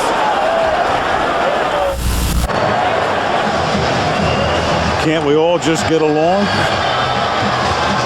Birdman, the Hogs. Remember the real Hogs that Joe Gibbs coached? Sure. Offensive line, John Riggins. Yep. Boy, those were fun days here in Washington. So Russ Grimm last week, assistant coach now Pittsburgh, 2nd down and 10. This is Kevin Lockett making the catch, taking it to the 35. Each team with one timeout remaining as the clock ticks down under a minute and a half. Yeah, this is one of the things when I was looking at this Washington offense and thinking, what do they do that they do in college, and it's those wide receiver screens, but those were brought into the NFL 4 or 5 years ago with the Chicago Bears, and now everyone in the NFL is running what we just saw there, a wide receiver screen. 3rd down 5, out of the gun. Eagles blitz, pass is incomplete. Good coverage over the middle as Brian Dawkins was right there, draping himself over Chris Doering. So now 4th down and 5, and you're looking at, well, if you're going to try to kick a field goal, it'll be a 52-yarder by a guy just called back up in effect. Tuthill had been with them in training camp. They lost Conway last week, so they're going to go for it on 4th and 5 from the 35. Yeah, shotgun, and they have 5 receivers, 3 on the right side, 2 on the left side. And his movement up front. So that's going to make it 4th down and 10 as David Laverne got up and out of his stance. Offense, 5 yards. And that probably takes them out of a situation where they can go for it on 4th down. Takes them out of a situation where they can try a field goal and could put them in a punt situation. Although I think Steve Spurrier is saying, look, it's 4th down and we were going to go for it 4th and 5. We're still going to go for it. When it comes to convention, forget about it with him. He has his plays written. A lot of them they're done by computer, and they have all this fancy stuff. And look at Steve Spurrier. He just writes down the ball plays on a piece of paper. He has some red pencils and some yellow, and some blue. To just get it away. If it's incomplete, the Eagles would have the ball at the 40-yard line. And it is almost intercepted. Rod Gardner, the intended receiver, and Al Harris was back there covering on the underthrown pass. And now Philly gets the ball at the 40-yard line with one timeout left. See this, he got hit by Darwin Walker, and that just took enough off it that there was no chance for that ball to get out there to Gardner. Although, watch him, see him get hit right there. That was just enough to take anything that he could have. If he could have gotten it out in front to let Rod Gardner run under it, maybe if he would have had about another 5 yards, but that took those 5 yards out and made this. Although if he had another 5 yards, there was another defender there too. And that was the same Darwin Walker who was writhing on the ground at the 2-minute warning. 1st and 10 from the 40-yard line. 56 ticks, one timeout. McNabb surveying, throws underneath. Deuce Staley. Little spin move taken down finally at the 45-yard line. Donovan, no huddle. I saw Deuce Staley play one of the great games that I've ever seen a running back play, an opener against Dallas in that pickle juice game 2 years ago. 2nd down and 5. Hot day in Texas it was. Thrash makes the catch. Pulls it in. That's a 1st down at the 44. Now McNabb is going to spike the ball, but they're taking a long time to get up to the line of scrimmage. And they're under 20 seconds. The clock's stopping at 18 seconds with one timeout. Steve Spurrier is saying this first half has been a tough first half, and as a coach and a play caller, you're always thinking ahead. So you can't think about, what happened that first half. You have to think, okay, this is what they did in the first half. Now, what are we going to do in the second half? And, of course, Andy Reid's thinking the same thing because he knows last week against Tennessee, he had a 14-point lead, and they blew the game and lost. And there's no way that's going to happen to him tonight. Trying to get at least into field goal range for their ace, Akers. McNabb out of the pocket, then throws, and that pass is incomplete along the sideline. Todd Pinkston. So it's third down, 12 seconds left, one timeout left, and they need more yardage before they can bring Akers in. Look at Donovan McNabb and what he's done in the pocket. In the pocket, 16 out of 21 for 171 yards and a touchdown. And then when he's got out of the pocket, he's 2 for 4 and 20 yards. So you think that he's run a lot, and of course there are some running plays where he doesn't throw, but he's really been a pocket passer for the most part. A lot of P's in there. Pocket passer for the most part. Need about 15 to make them comfortable with Akers. And on 3rd and 10, that's about what they're going to get to the 30-yard line as Chad Lewis makes the catch. Clock stops, timeout, 14-yard gain, setting up about a 47-yard field goal attempt. All the talk about Steve Spurrier and calling plays. Andy Reid calls plays himself, and he's a pretty good play caller and a good coach. Look at Chad Lewis here. You just see he's again just working the middle. I mean, you just put your tight end down in the middle of the field, and then that's a progression. He's probably your second progression. You read from the outside and come back in. They've had success with Chad Lewis in the middle. Then they go 3 wide receivers, and in this first half they've had a lot of success putting Antonio Freeman in the middle. Maybe Steve will go to the visor in the second half. He's going to have to draw up some more ball players. Yes, he will. And that's exactly what he'll do. But he hasn't had great field position. He hasn't had the ball a lot, and he hasn't been able to get a lot of first downs. And there's a lot of have-tos that he has to do. A lot of them on defense. 47-yard attempt off the foot of Akers is good. So that big pass play on 3rd down when they needed about 15 and got 14 sets Akers up for the 3-pointer here. And we go to the half with the Philadelphia Eagles leading the Washington Redskins 23-7. Let's check in with Melissa. Well, Andy, every time Donovan McNabb seems to be throwing the ball, he's grabbing his right hand. Is there anything wrong with him? I think he's all right. We'll find out here at halftime, but I think he's fine. All right, last week in the loss to the Titans, you gave up a 14-point halftime lead. How do you avoid that tonight? I can't believe you asked me that, Melissa. We got to stick to it, huh? We got to come out with a little guns going and play some football here. You learned your lesson last week. Thanks, Andy. Yeah, well, Andy doesn't want to be reminded about last week, but it's a fact. They gave up a 14-point lead.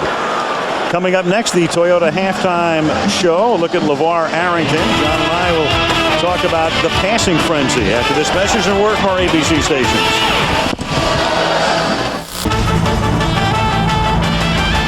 The Lexus Halftime Show, brought to you by Lexus and their passionate pursuit of perfection. Here now, Al Michaels. It's halftime at FedEx Field. Tonight's game between the Philadelphia Eagles and the Washington Redskins. Well, something new tonight. From time to time this season, players will provide unlimited access to us in the 7 nights leading up to a Monday night game. And we begin with LeVar Arrington, the great linebacker who was the 2nd overall pick in the 2000 draft out of Penn State. And we'll call it 7 nights to Monday tonight with LeVar Arrington.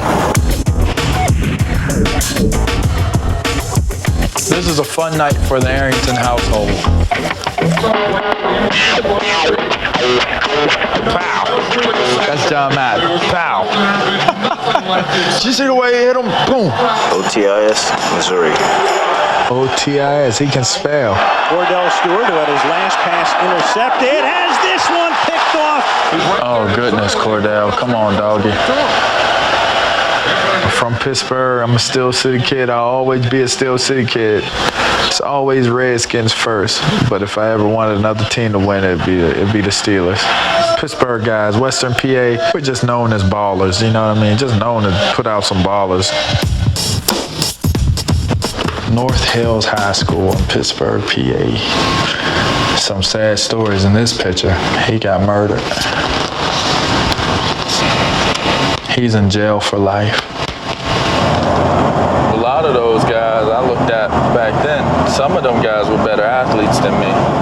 You know, it's pretty rough. Sometimes, you know, I see my friends, you know, that aren't here anymore. I see them in dreams and stuff like that. You know, hopefully they're in a better place.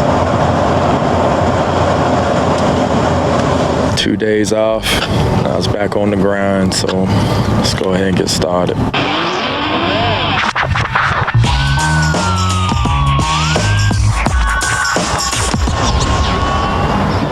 But I do have a taste for some ribs today. Man,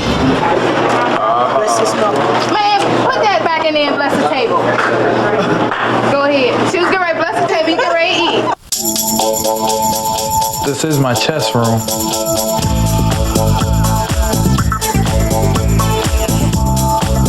This thing is real, too. Now, this may be my toughest opponent yet. Get me! It's your move, Mike. It's your move. Get me! It's not checkmate. Get me! I have no idea what you're talking of. Get me! It's checkmate, guys. Yeah! Yeah! Yeah! That hurt? My bad. Give me some. Hey, give me some. I apologize. Mike, I'm sorry. Mama, I'm sorry. St. Louis is losing 17-7. Maybe it's just time for, you know, a new team to be the greatest show on turf or grass. I think once I step out of the car, I just look at it as modern day gladiators. That's our Coliseum. Those are our Romans. And we will go out there and win the crowd. And to update, been a pretty tough night for Arrington. He's done a lot of chasing of McNabb because the Eagles right now are in control. 23-7 at the half. Back after this.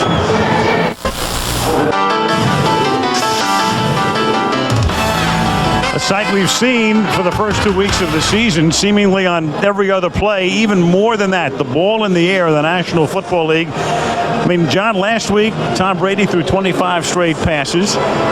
Rich Gannon threw 64 passes last night. Sometimes you don't know if there's a trend or an aberration in play here, but what do you make of all of the passing the first 2 weeks? I think it's a real trend, and I think we saw it coming that it's a lot easier to pass in this league now, the way the defenses are playing, than it is to run. And there's no such thing anymore as a running down. I think that every down is a passing down. I think you pass on first, you pass on second, you pass on third, you pass on short, you pass in every situation, you spread them out, and the defenses, they all started to kind of jam in and bring that eighth guy up and do all those things.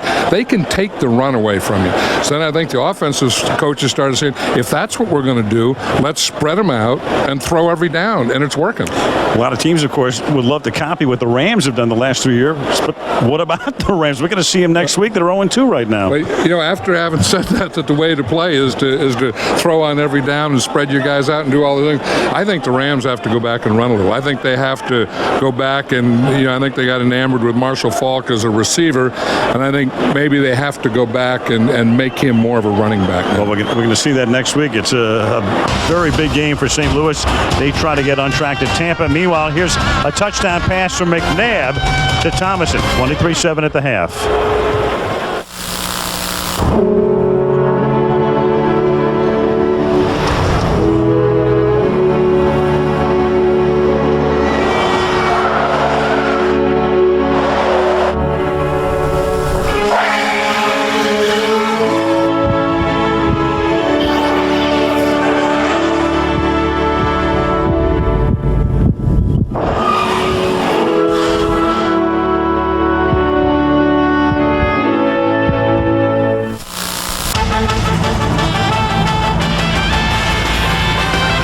Lexus Halftime Show, brought to you by Lexus and their passionate pursuit of perfection.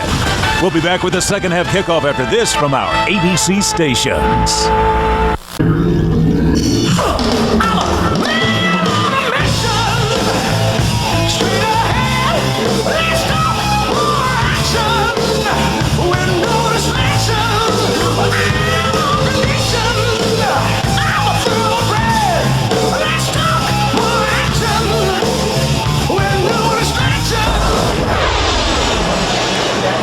And back we come to FedEx Field, Landover, Maryland. Al Michaels, John Madden, and Melissa Stark. First half dominated by Philadelphia, and they get the ball as we start the third quarter. Brian Mitchell back to take the kickoff.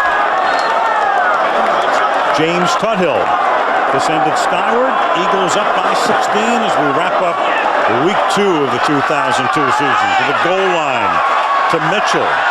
More combined yardage than anybody in history, and he gets met head-on, shoulder first, and taken down by Rock Cartwright, a Rock tackle. Let's check in with Melissa. Al, Shane Matthews passed for just 62 yards in the first half. He will not start the second half. It's not performance-based, though. I just talked to Steve Spurrier. Apparently, he banged up his left shoulder in the final drive of the second quarter. Danny Warfel starts the second half. So Werfel warming up. It's this play right here, Al. When you remember Brian Dawkins comes from the blitz just before the half and he hits Shane Matthews there. Watch him as he rolls over there. He grabs that left shoulder. He grabs the left arm. That's the way you grab the shoulder. McNabb begins this period with a pass. There's a flag thrown on the play. Brian Westbrook makes the catch, and Bob McElway has an immediate call here.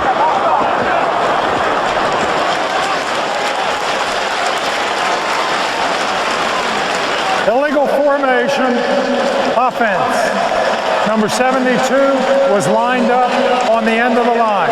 5-yard penalty, first down. Trey Thomas, the Pro Bowl tackle. They got to start calling that on the wide receiver, not the tackle. More than double the yardage for Philadelphia through the air. About 3 times the yardage. Washington turning the ball over twice. Big half from McNabb. Not much of a running game, but they haven't needed one. Well, he's trying to get some protection here. He's bringing his wide receivers in tighter. First and 15 from the 17. Pump fake, avoids the sack, and then the pass is taken in by Thrash, who hauls the ball in at the 34-yard line. That was Fred Smoot, who went flying by McNabb. 17-yard gain in the first down. That was a heck of a pass pattern by Thrash there, getting open and then catching the ball and then staying in bounds. Watch Thrash here. He's going to come up and then he's going to work to the outside. He's right here. And you see him now, he has to come under control to get both those feet down. Watch how the ball is thrown perfectly that allows him to do that. Get the left and then get the right down. From the 34 now. Deuce Staley on a screen, and he takes it out to the 44-yard line, and they're beginning the second half much in the same manner as the first. Yeah, we were talking at halftime about everyone throwing the ball, and one thing that Andy Reid does is he'll throw a lot of those short passes and those screens and shovel passes and those types of things, and he counts those as runs. I mean, those are his passes in lieu of runs, so when you add them up, it's going to look like he has a lot more passes, but to him, those are his runs. West Coast? Well, that's West Coast. That's Andy Reid, and I think another thing, it's his personnel. I mean, he doesn't have a big back that you can bang in there 25 or 30 times a game. Just enough. First down. Tie goes to the runner. Look at Andy Reid, the way he holds that card over the mic. He said he's the guy that invented that, and it wasn't for secrecy. He said the reason he did that, he calls the play with that play card up over the mic, is so that the sound doesn't go out. He said it was getting too muffled, so he did that to keep the sound in, if that makes any sense. At Green Bay, Bruce Smith was shaken up on the last play, so he needs a breather from the 44. This is Dorsey Levens, speaking of Green Bay. We were talking to Reid last night.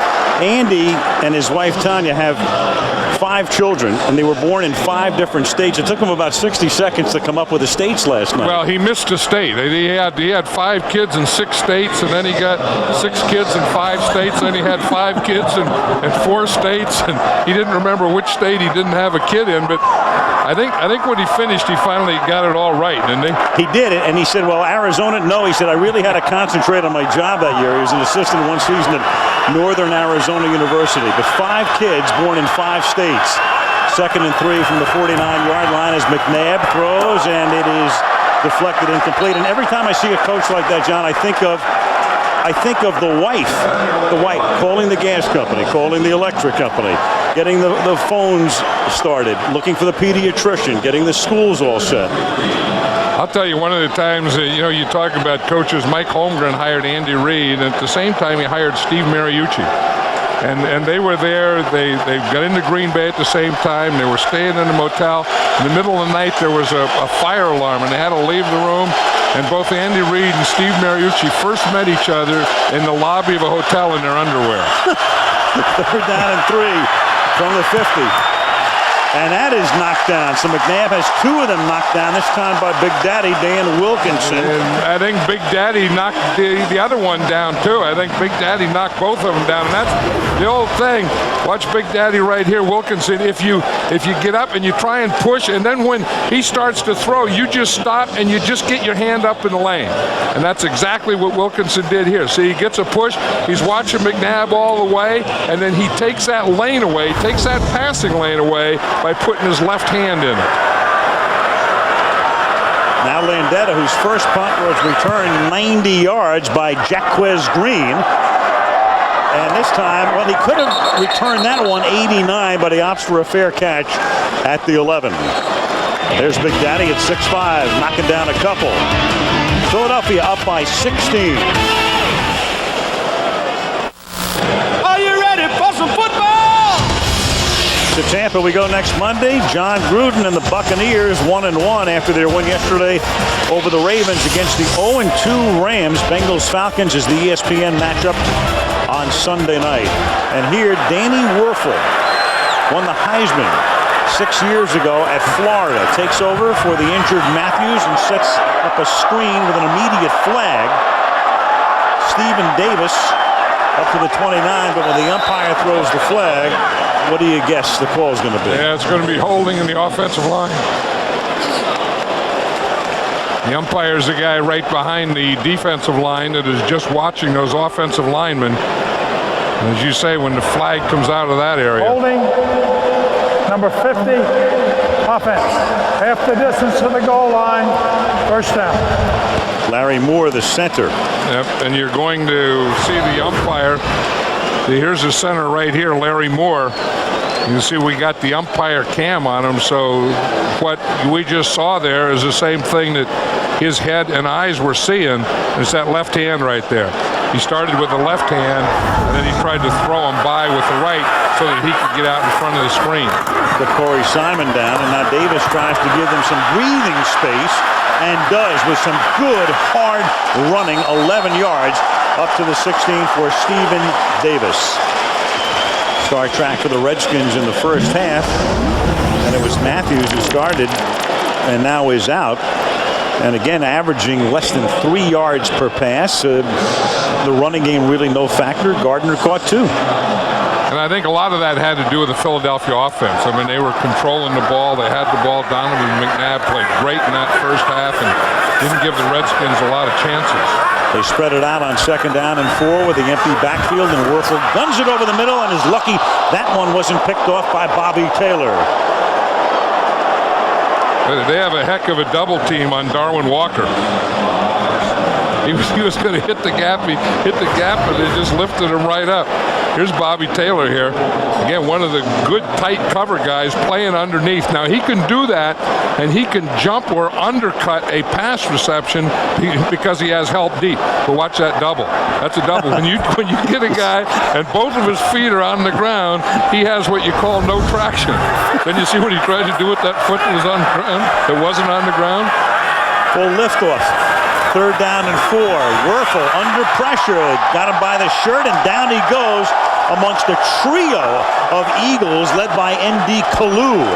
Darwin Walker there as well. Yeah, and that's the area, and that's the thing that Steve Spurrier has to worry about is he has 2 good tackles here, but this middle here is not very strong, and they get pushed a lot. And they get when you get pushed over your guards and your center, that pressure comes right up the middle, right in your quarterback's face.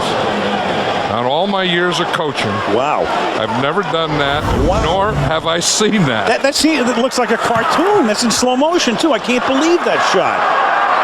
And here's the punt. that bounces at the 40 and is out of bounds at the 44 by Brian Barker. So Philadelphia has it at the 44. That was an that in regular speed would have been incredible. How do you do that? I don't know how you do that. Why do you do that? That's a new primetime show. Add that to the lineup.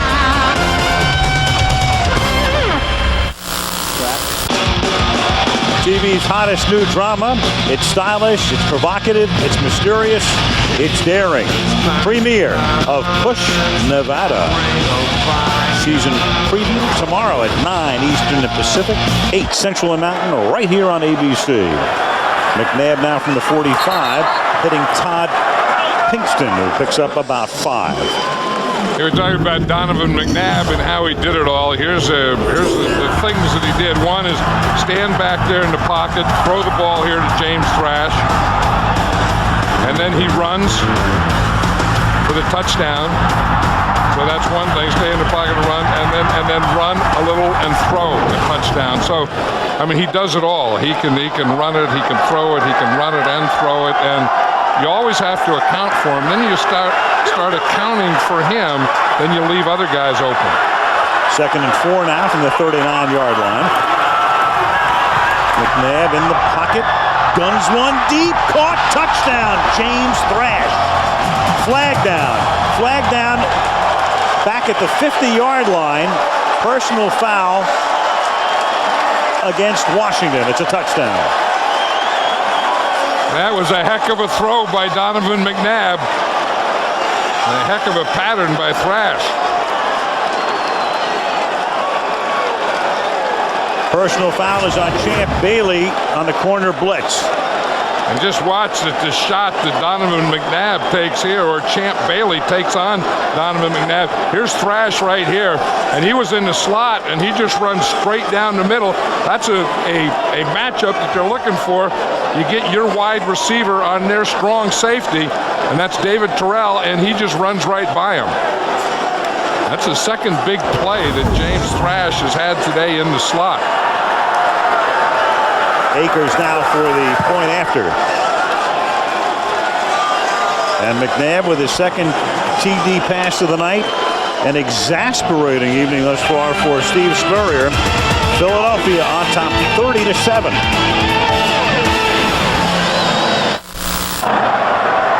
Pinkston and Thrash, and at the moment the Redskins are getting thrashed as James just scored a touchdown to make it 30-7. Akers to kick off. Kenny Watson and Darius Thompson back to receive for Washington, but Bob McElwee has other ideas, at least for the moment. We're not ready to go. He's going to come up here and talk to his officials. They're going to have a little meeting here in the 30. I think this is as good as I've seen Donovan McNabb play. I mean, everything. I mean, he's thrown it short, he's thrown it deep, he's run and thrown it, he's run. We said earlier he's the closest thing to a one-man gang that there is in this league, and he's been a big one-man gang tonight. Huge. Run 4 times for 21 yards, scored a touchdown, scored the first touchdown of the night. 277 yards already in the first 35 minutes of the game through the air.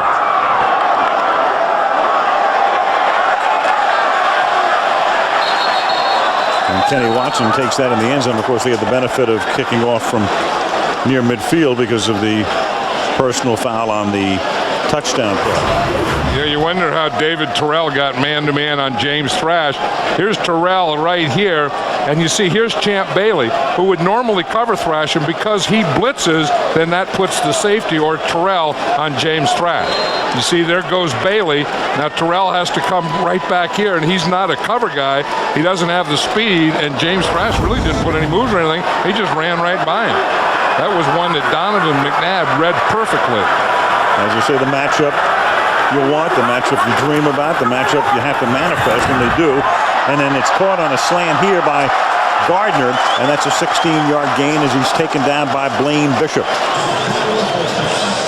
So Danny Werfel at the helm. Steve Spurrier won the Heisman in '66, and then Werfel won the Heisman playing under Spurrier in '96, but he's been sparingly used. Werfel hasn't really seen any significant action since '99 as a backup at New Orleans. Since then, he's played very sparingly at Green Bay and last year at Chicago. Yep.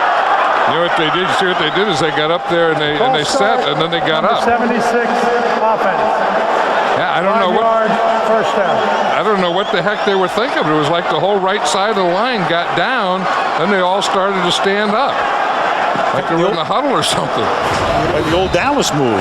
Yeah, I mean, see here, they just they're down and they just all stand up in the right side. I don't know what Werfel looked like. He started to make some kind of adjustment or check or something. The line stood up. First and 15 now after the penalty, and this is Stephen Davis up to the 40-yard line. Tackled by Dawkins and Bishop. Hey, this defense has done a good job against the Redskins. You know, not really letting them get anything going. And you know, Jim Johnson, we're talking about Steve Spurrier and the plays that he calls, and Jim Johnson calls some pretty good defenses himself. Last year, and he'll go after you. Eagles tremendous defensively. Second down and 5. And a flag comes in at the end of that play. Gardner and Troy Vincent, the two involved. You see that? Danny Werfel's wearing a glove. You know, the first guy that I ever remember doing that was Jim McMahon. Right. Jim McMahon did it for cold weather, and he liked it so well he threw a spiral better with a glove on his hand, so he started wearing a glove on his passing hand and always did. It didn't make any difference what the weather was. I remember that. He liked it as a fashion statement too, knowing McMahon. Well, yeah. Offensive pass interference, number 87. 10 yards, second down. Number 87 is Rod Gardner, and you're going to see him. He just comes off here, and right there, right up there, I guess he grabbed. They said it looked like he got his left hand in there. I'm not sure. That was pretty tight coverage, and one you wonder why Danny Werfel threw it there anyway. Second and 15 now out of the shotgun. They run a stunt, they run a blitz, and Werfel pays the price. Taken down to the 29-yard line by Rashard Cook and Sean Barber, the ex-Redskin. You know, you look at Steve Spurrier there. He looks like he's played for 3 quarters and been the quarterback. The shotgun. Now Jim Johnson's pulling out everything. I mean, you know, he's giving them the line stunts, the blitzes, the fake blitzes, the zone dogs. He's throwing his whole arsenal at them right now. Putting his foot on their neck with a 23-point lead. It's third down and 17. This time they rush just 3. 8 back to cover, and the pass is incomplete. Intended for Kevin Lockett, and for the first time in his very brief NFL career, Steve Spurrier hears a cascade of boos. That guy wants someone else. I already got the second quarterback in there. He wants Jurgensen. Well, you know what he was yelling? To take off the glove.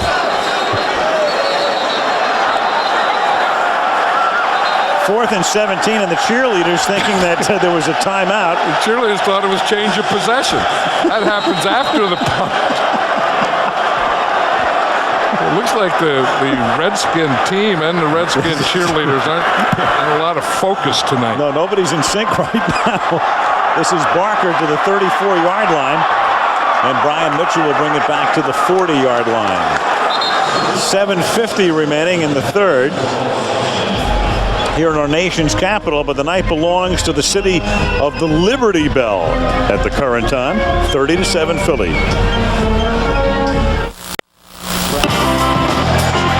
John Ritter, Katie Segal star in 8 Simple Rules for Dating My Teenage Daughter. That's a show you'll see tomorrow night right here on ABC at 8 Eastern and Pacific, 7 Central and the Mountain. Eagles now from the 40-yard line, 23 points up, and McNabb still looking for more through the air. Has to pack it in, and down he goes at the 39. That'll be a sack credited to LeVar Arrington with a minimal loss on the play.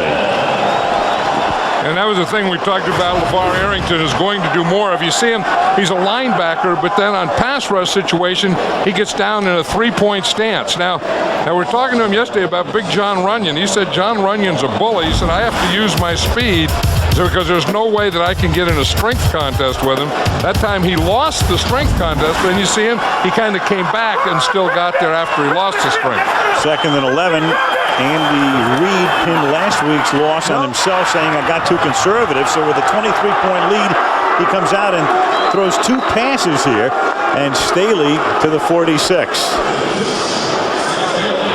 Dan Snyder, the owner of the Redskins, and we want to send our best to his dad. He's very close with his father, who suffered a very serious heart attack a couple of weeks ago. And everything going along well right now. In fact, the surgeon was here before the game, and I was talking to him, and they hope to have his dad back at home in a couple of weeks. But I know that's been really weighing on Dan's mind, and our very best to his dad, Jerry.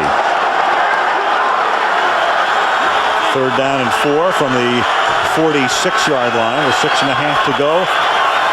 Here in the 3rd is McNabb with a flag thrown. Pass low, intended for Thrash. May have been tipped. Bob McElwee, pretty busy night. Illegal formation, number 69, not on the line of scrimmage. That penalty is declined. 4th down. John Runyon. Yeah, that means that the end on that side wasn't on. But let's watch John Runyon here against Arrington. This is what LeVar was talking about. That John Runyon is a bully. John Runyon is going to hit you until the whistle blows. He's one of those guys that is going to get his hand. If he can get on you, you're not going to get beyond him. Unless you're Michael Strahan, who's owned him. Yeah, but he beats him with speed, too, right. and with moves. That's what Arrington has to do. He has to beat him with speed and moves. He's not going to beat him just going into him and getting in a strength contest. Now here's Landetta. And the 40-year-old with a punt that's hauled in at the 11-yard line by Jaquez Green. Green looks for a flag on the contact, doesn't get one with 6:18 remaining in the 3rd. Skins need to get it happening. Down 30-7.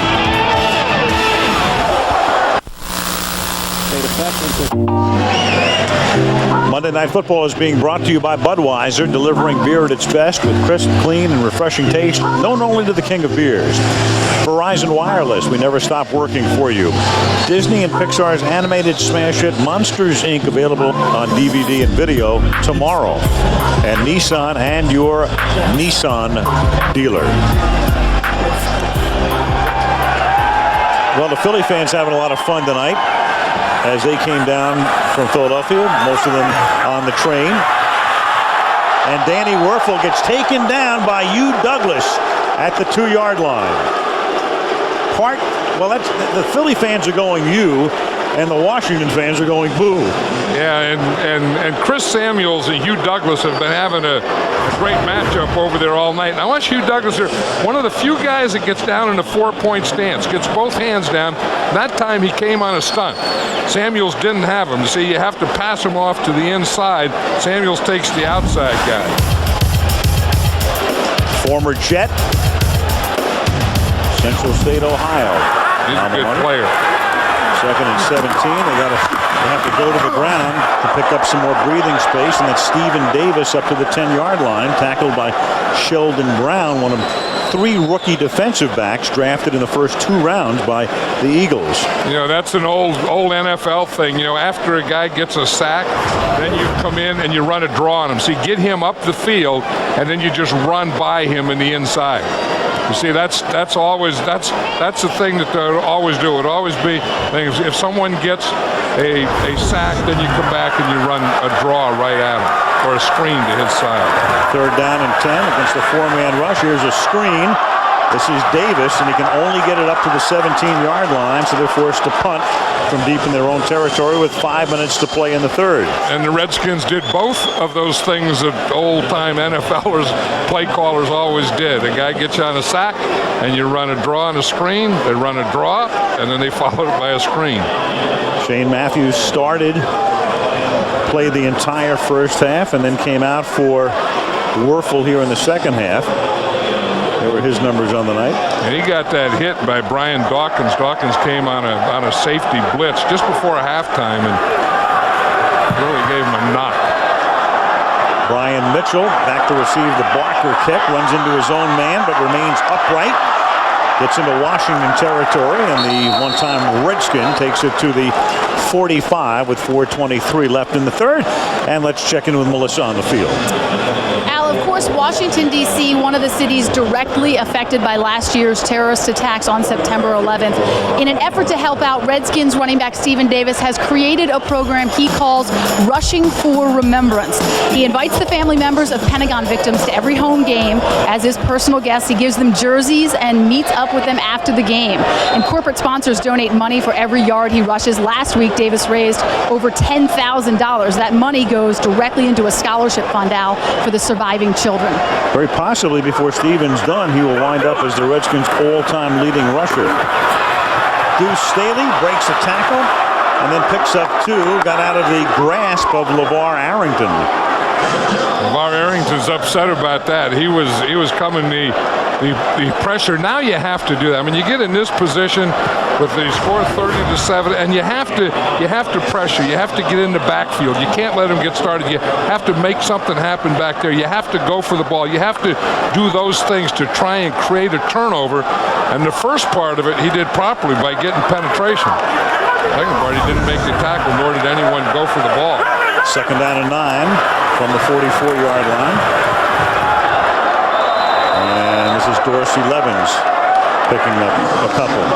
Short week for the Washington Redskins, John, because they play the Monday Nighter and then they have the cross-country trip. They go to San Francisco next week. So Spurrier's got to do things in an accelerated sense this week. Philadelphia, of course, goes home to meet Dallas. Yeah, and I think that, Steve Spurrier has to know that he really doesn't have all the parts here yet. I mean, I think, he's a very good coach, and I think he's going to be a top coach in this league, but he still needs some things, and one of them obviously being a quarterback. 3rd and 7, and that's incomplete. Yeah, it's kind of tough to win when the quarterback is cheap and available. Well, yeah, and then there's other things. I think he needs, a center and some guards. I think he needs a middle of the offensive line. I think he needs a tight end. So it's not like everything is in place for him to come in and use this great offense and come in and win all his games. I think that he's going to build a foundation here and a start, but that's going to be about it. He can't be very happy defensively either, nor can Marvin Lewis the way they played on that side of the ball either tonight. No, and the Redskins have always played defensively a lot better against Donovan McNabb. And McNabb hasn't had throwing days like this. I've seen a lot of these Redskin Eagle games, and this is by far McNabb's best. Landetta, that kick dying inside the 5. Do they keep it alive? And there's no signal for a touchback yet. It is Rashard Cook who was able to sweep the ball back into the field of play. Let's take a look again. Does he or doesn't he? No, they're going to rule it a touchback. Yeah, they did. The ball's on the 20, so they've already ruled that. That's because it actually hit the goal line, which is part of the end zone. So a good play by Cook, but to no avail here. At the 20-yard line now, first down for the Redskins with 2:47 to go in the third. Würfel hits Davis. That's a gain of 6 yards. And a big part of this is very good deep coverage, because we're talking about this Redskin offense and what they were trying to do, and they try and go deep to short, and they really haven't been able to go deep. I mean, every time that they have gotten the ball up, they've had to go short, which means that everything deep has been covered. And now on 2nd and 4, it's Davis. Corey Simon is right there with the hammer on him. And again, we talked about this Redskin offense, and the center and 2 guards, that middle, they weren't very good last week against Arizona in there, and that's where they've been getting the penetration. I mean, we see it right here, that they get penetration. You see, he just goes right by Brendan Sty. And, you got to, take that step, protect that gap, all those things that an offensive lineman has to do, Sty didn't do on that play. But see what they're doing now, they overload that middle of this Redskin offense, and that's where everyone is going to attack them right in here. 3rd down and 6 from the 24. Werfel throws, caught, first down. That's Gardner. And they're able to at least move the sticks as he takes it out near midfield, tackled to the 46-yard line. 21-yard pickup. And you see Rod Gardner, he's right here. He's the outside guy. And you see they have a short out, and he's running a hook. You have the inside guy goes out, and then he comes in and runs a hook. And that's, of all the patterns that I've seen the Redskins do on film, that's their number one pattern there. We call short out Z hook.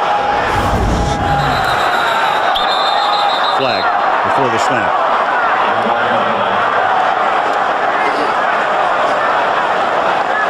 Washington still under 100 yards passing, 95 through the air tonight, through almost 3 quarters. Number 21 defense attempting to cause the offensive player to false start. 5-yard penalty, first down. Bobby Taylor. That's something, as they started that presser tight coverage, those guys started coming up and faking it. You see what Bobby Taylor's going to do here now? He's going to take, that's okay there.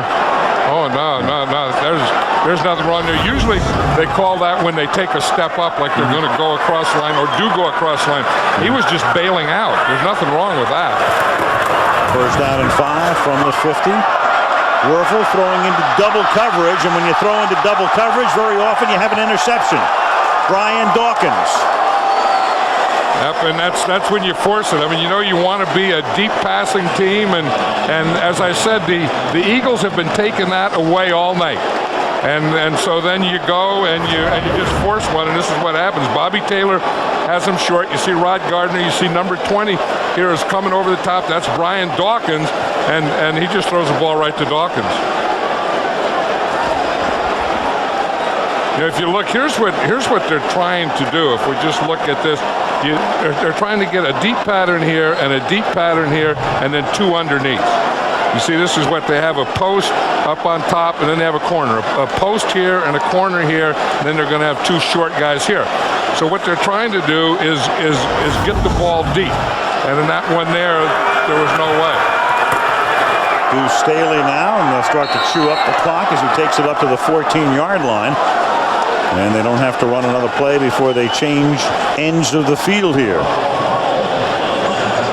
As the clock ticks down and the third period comes to a conclusion, you look at Stephen Davis and the Washington Redskins, who are being manhandled tonight by the Philadelphia Eagles. By the front and the front and the middle, and those 2 corners for the Eagles are playing outstanding tonight. Philadelphia 30, Washington 7. Monday Night Football resumes after this from our ABC stations. A reminder, ESPN with SportsCenter after the game at midnight Eastern, 9 p.m. Pacific, as you look at the White House. Our nation's capital, pretty quiet at FedEx Field right now because the Washington Redskins coming off that win last week. And the crowd very excited before the game, but Philadelphia took the crowd out of the game very early. And they've been dominant and lead 30-7. It's good to see kids at these games, though, this late at night.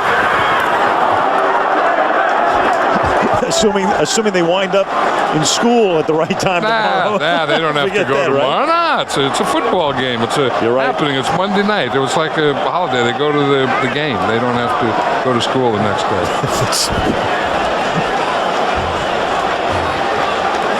Hopefully no truant officers in the audience tonight. Numbers through the first 3 quarters. Again, dominated by the Philadelphia Eagles. 3rd down and 6 from the 16-yard line as McNabb throws and up to the 22-yard line and close to a first down. It's hauled in by Freddie Mitchell, who was their #1 draft choice last year from UCLA. The Eagles are beating the Redskins every way you can beat someone. I mean, they've beaten them defensively, they've beaten them offensively, they've beaten them throwing, they've beaten them, running. Most of McNabb's running, but it's just one of those things that they came in here, and last week I just felt that that they were so determined because they were disgusted with themselves last week. And I think that brought upon, I don't know if those two things equal, if disgust usually brings determination or not. But in their case, I think disgust brought determination to this Eagle team. I'll tell you what, if disgust brings determination, then the Rams will be disgusted and determined next week. Well, and they should be disgusted, and they should be determined because, I mean, no matter how you cut it, I mean, you have to put, the best 5, the best 10 teams. The Rams are in that group, and the good thing that they can say, okay, we didn't win, but the 49ers didn't win either, so there's not a lot of separation there, and at some point they have to get it going. Another disgusted and determined team, Pittsburgh. Well, Pittsburgh has to be, beyond, after you get lower than disgusted. I mean, I think that Andy Reid, had won one game and is on his way to winning one, but the Steelers, and losing both, and just look like they don't have an answer to what these offenses are doing to them. On the play.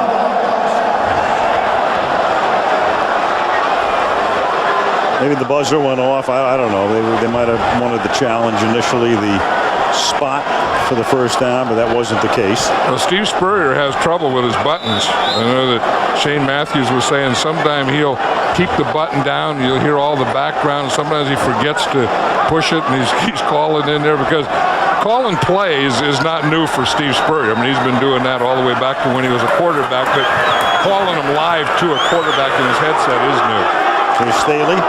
Well, if you leave the buzzer down, not our man Fred Godelli, but it is good training for some producers in this business if he wants to be an analyst. Yeah. There's what happens when the officials came over to him. He's going, no. He's going, no, I didn't do it. I didn't do it. Usually when you say you didn't do it, you put your hands up like this with your palms up. Isn't that a thing? Like hey, I didn't do it. Yep. Me? Steve Spurrier didn't get his hands up. He's been in some awkward coaching positions, hasn't he, the old ball coach? Tonight, 2nd down and 7, and from the get-go, too. Staley breaking a tackle and then taken down after a very short game. I was looking, that camera we have down here, that handheld camera? Right. Sometimes we have the coach do that, and we, for a while we have Andy Reid do it. We just tell him, when you get ahead like 30-7, then you just take that handheld camera. There's Andy.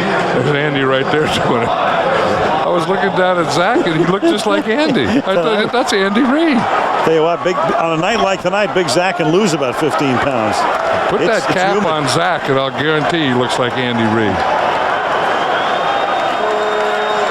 They're both sweating about the same, aren't they? Baby. 3rd down and 5 from the 27. And now you have a delay of game against Philadelphia. A guy that does.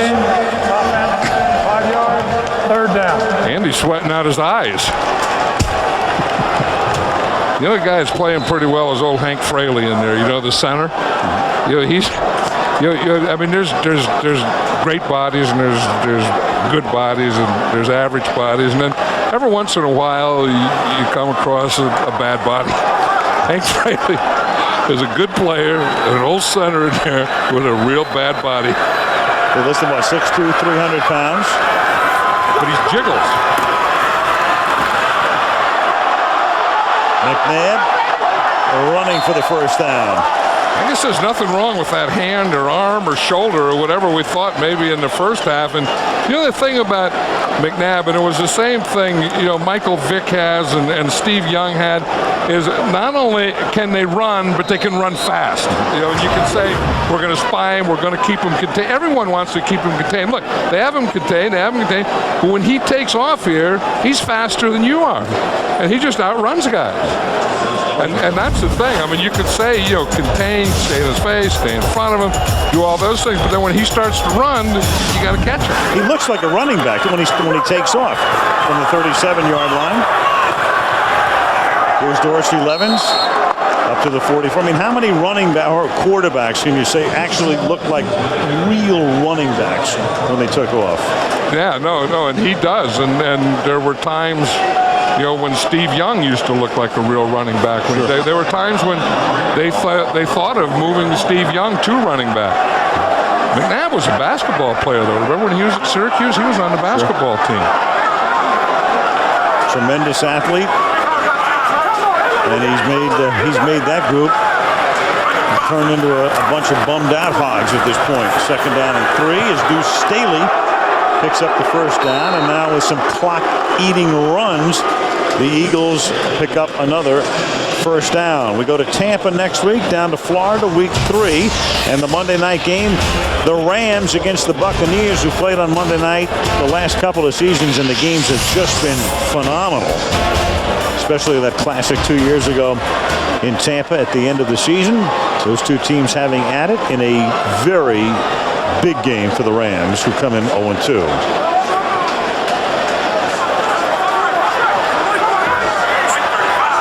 Ten minutes left.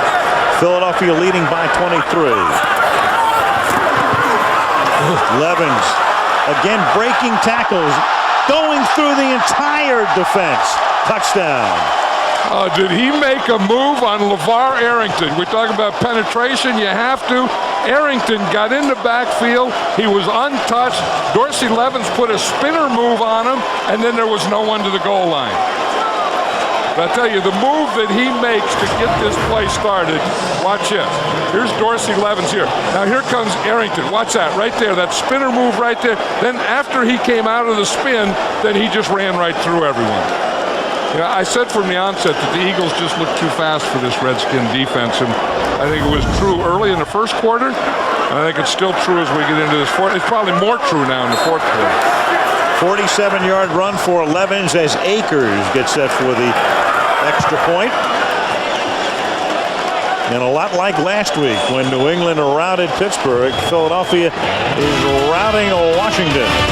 37-7 Birds.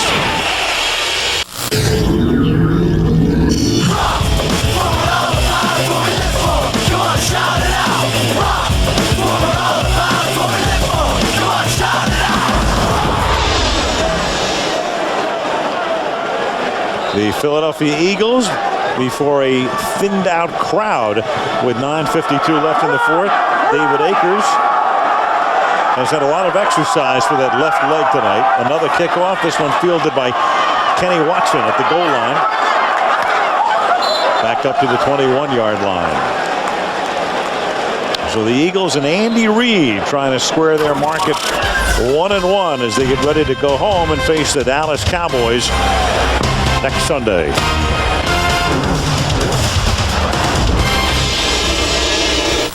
Time to buy those back-to-school clothes. That's why your generation is so angry. You're always walking around with a wedgie. 8 Simple Rules, tomorrow on ABC. Daring, mysterious, provocative, stylish. That would describe Push Nevada. That's tomorrow at 9 Eastern and Pacific, 8 Central and Mountain, the world premiere of TV's hottest new drama. Push Nevada, right here on ABC. Now the Skins from the 21-yard line. Dumped over the middle. This is caught by the fullback, Brian Johnson. Stopped a little shy of the 30-yard line. Well, John, there you go. Andy Reid and our man Jeff Zachary. They're the same guy, I think. Put a mustache on Zach, and you got Andy Reid. Take the mustache off Andy Reid, you got Zach. Andy's carrying about as much equipment as Zach too. He's got everything on that tool belt. Yeah, I mean they do that to a coach now when he calls plays. I mean, you got belts and you got things you have to push, buttons you have to push, and then things you have to talk into, and things you have to talk into. And see, this you talk into if the other stuff doesn't work, then you have to carry that red flag around in case you want to do it. There's your buttons to make the call, and And it's tough to see it, Coach. Crazy. You're packing stuff. You're wired up. I just hope there's no lightning. And then Spurrier's carrying the headset that enables him to talk into the quarterback's helmet. Andy doesn't have to worry about that. But Werfel has to worry about getting sacked by Brian Dawkins.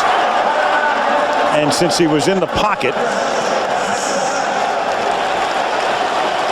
Hey, Brian Dawkins, we talk about how Donovan McNabb on offense has done it all. Brian Dawkins has kind of done it all on defense. I mean, we saw him, come in a blitz. We saw him intercept the ball.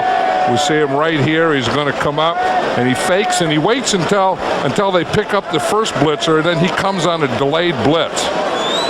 And he gets a sack there. The quarterback was in the grass, so the ball is spotted back at the 22-yard line. 2nd and 22 after the 12-yard sack.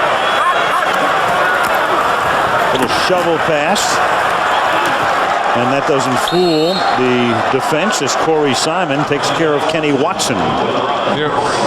Steve Spurrier's biggest job is going to be keeping the team, because one thing that I do know coming in here, this team believes in Steve Spurrier. They believe in what he's doing. They believe in his offense. They believe in the way he coaches and attack and his attitude and everything. And then you have something like this happen to you.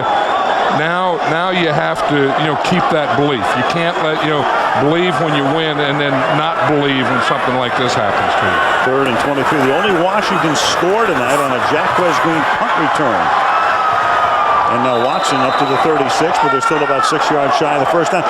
John, I mean, Spurrier knows he has offensive problems and things he has to rectify and work on, but I mean, defensively, they have to be a little shocked tonight at what Philadelphia has done to them. Yeah, that's the thing that kind of surprised me. And again, it was Donovan McNabb, though. I mean, they didn't have an answer defensively for Donovan McNabb. I mean, they answered the other things, but they didn't get a pass rush on him, and when they did, he just ran and threw and ran, and he was just too much for him. Donovan McNabb beat this Redskin defense. Flag thrown. And this is Brian Mitchell, but remember there's a marker down, and Brian Mitchell, who's made a career out of running back kickoffs and punts, and at one point was a running back, a quarterback in college. A little shake right there, but we'll see who the penalty's against. 50-yard return. Illegal formation, number 52 of the kicking team. That penalty would be declined. First down, timeout. Chalk up half a century more to the yardage of count of one Brian Mitchell. 37-7 Philly. Well, while we're in commercial, Bob McElwee just announced there was some kind of a foreign substance sprayed on the Eagles sideline, which is across from us. And as you can see, whatever it is has affected all of the people, the players and personnel on the Eagles side of the field. I don't see, as I look at the stands, there are still people, well, there they are now, who obviously can smell whatever it is, but there was a foreign substance, according to Bob McElwee, sprayed on the Philadelphia side of the field. That is all we know at the moment. I'm not going to embellish anything and elaborate until we have some confirmation or other information. But that is why this happened about 10 or 15 seconds before we were coming out of a commercial. The first guy that I saw come across was Andy Reid, and he just walked right out to the middle of the field.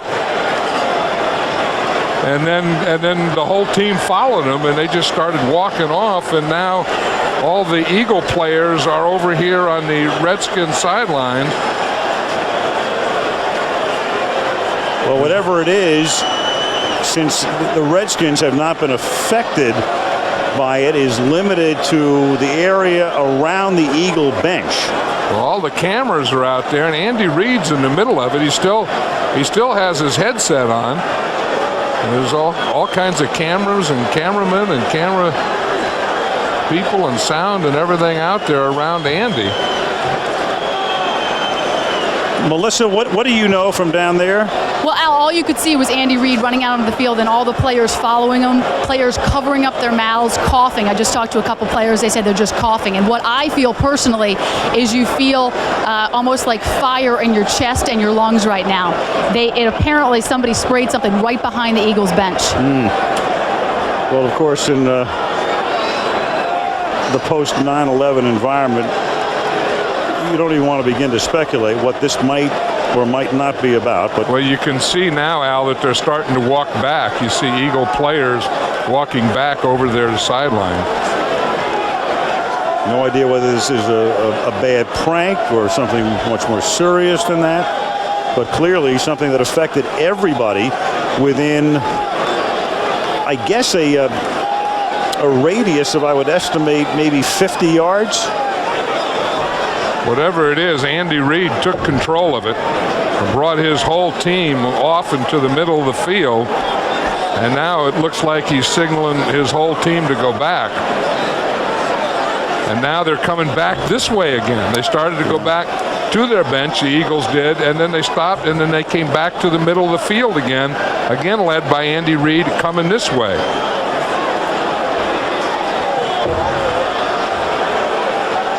The league obviously is, and as you look at Jeffrey Lurie, the owner of the Philadelphia Eagles, there are league officials at most every game, and clearly at a Monday night game, a number of them, a number of security personnel as well. And we will just wait until we receive some official information. Daniel Snyder is on the same side of the field that we're on, the other side of the field where the Redskins bench is located. It is now safe to resume play. We hope.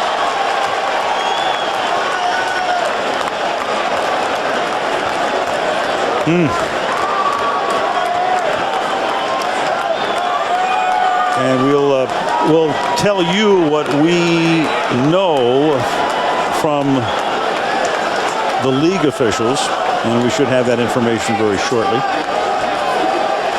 But the Eagles have now returned to the bench area. Yeah, it looks like whatever happened was on, as we look at the Eagle bench, which is across the field, looks like it's on that left end down there. That's where they have, it looks like firemen and those types of people down there.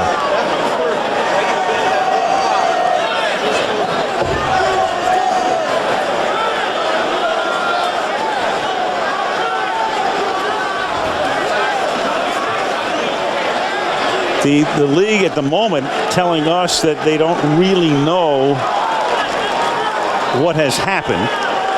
We do know that McElwee said that there was a foreign substance sprayed near the Eagle bench. That precipitated the Eagles coming back across the field, and now after a delay of what I would estimate to be about 5 to 6 minutes, we're ready to resume play. Tentatively. From the 34-yard line, it is 1st and 10, and this is Deuce Staley inside the 30, and Deuce takes it down to the 23-yard line. Security officials at the stadium are now telling us there was a fight in the stands. Police dispensed pepper spray, and it leaked over onto the sideline. And you know what? That's good news. I feel a lot better now that I know what it was. Yeah, because that's the thing. You stand up here and you don't know what it is, and Sure. you can't see anything, and you wonder, where it is and where it's going. Sure, and you fear the worst, of course, in this environment, obviously, as Deuce Staley picks up the first down. And that's why Reid said when he found out what the situation was that it was pepper spray sprayed by security personnel to break up a fight, that it was safe to resume action. Thank God.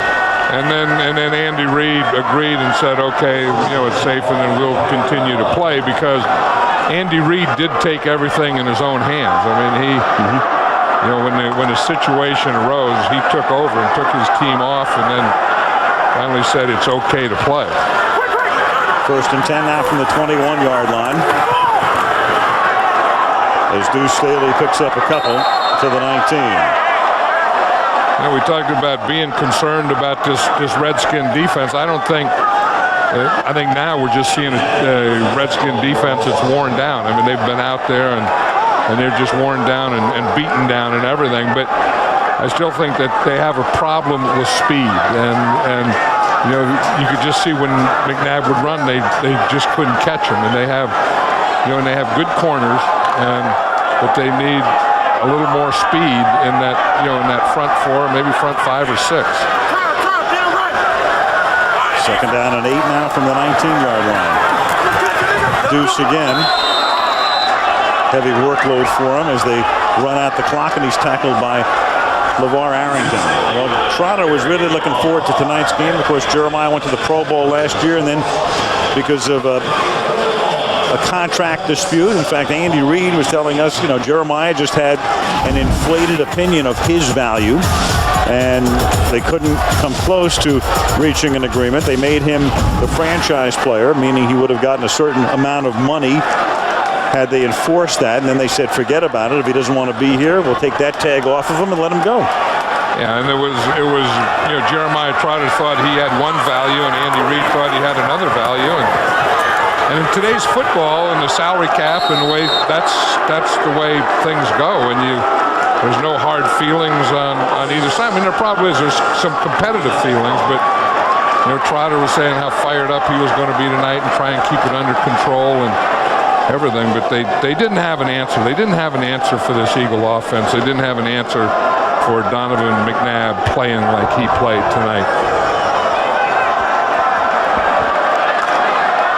3 minutes to go. Earlier tonight, Corey Simon relishing Philadelphia's stellar defensive play. And Staley takes it to the 9-yard line. He was giving him the old chop. I think that Jeremiah Trotter is from Hooks, Texas. We had Texarkana, but I always thought he was from Hooks, Texas. And I always said, anyone from Hooks, Texas, man, you got to be tough. Where are you from? I'm from Hooks, Texas. I don't want to mess with you. 2nd down and 8. Just slowing down everything here now. They know that they have this game won, and they're just going to get out of here. Staley again tries to cut it back. Takes the ball inside the 5 as we come to the 2-minute warning. 2 minutes, then the Eagles have a victory. Then they get on a chartered train for a happy ride home. Who'll be on the horse treader? Well, you know who it is. I mean, that's a unanimous choice. Donovan McNabb, MVP tonight. We're pushing Push Nevada, and it debuts tomorrow night. TV's hottest new drama, special season preview tomorrow night right here on ABC. 3rd down and 5 from the 7-yard line with 2 minutes to play. Dorsey Levens taken down at the 5-yard line, and it'll be 4th down. The Eagles are going to kick a field goal here. That'll make some people happy. There's nothing that can make Steve Spurrier happy. I mean, this has to be devastating for any kind of ball coach. You have plans and you're fired up and you think you're ready to play, and then you come in and you get one like this hung on you. And it's so frustrating as a coach because sometimes there's things you can do about it. And even second guess yourself. I could have called this play, I could have called that play, but when you get beat 37-7, it's one of those things you can't even. There's not any one thing you can pick out. No, just go home. Go home and get ready for next week. Timeout, Philly. ABC's Monday Night Football being brought to you by Bud Light. For the great taste that won't fill you up, never lets you down, make it a Bud Light. T-Mobile. Get more minutes, more features, more service. And Capital One, who asks, what's in your wallet?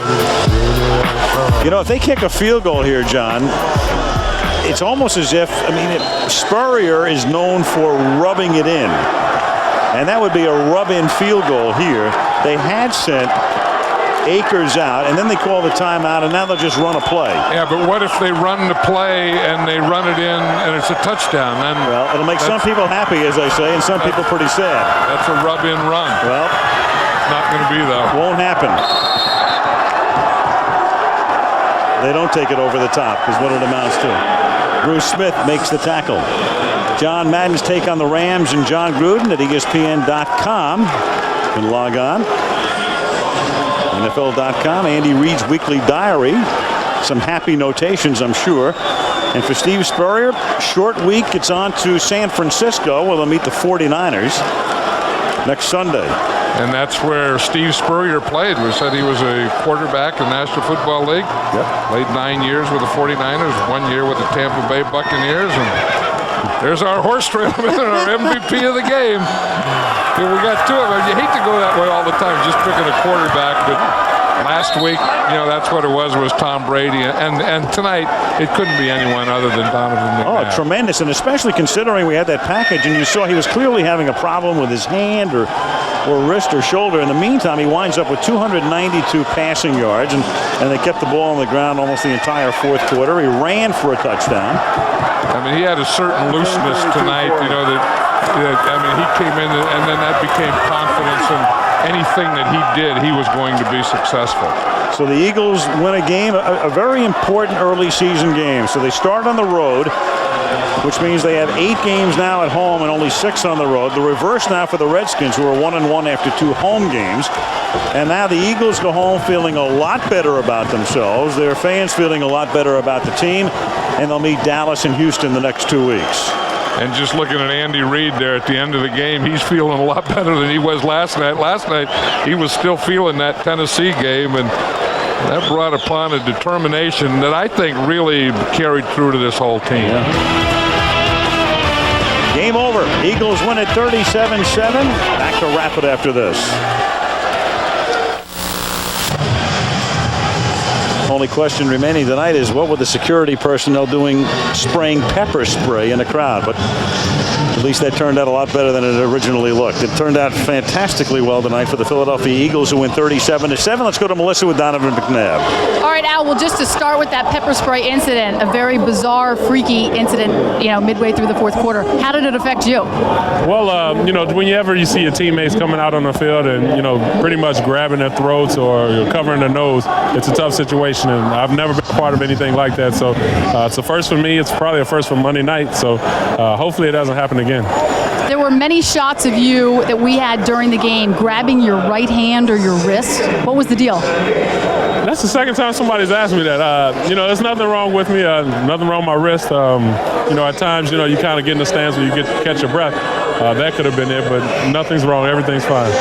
You threw for 292 yards, 2 touchdowns, also rushed for a touchdown.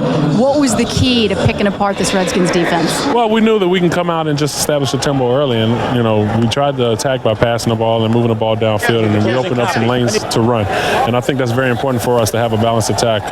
One thing we did that was excellent was we spread the ball around, and you couldn't just focus on 1 or 2 guys. Everyone got involved, and I think that was very big for us.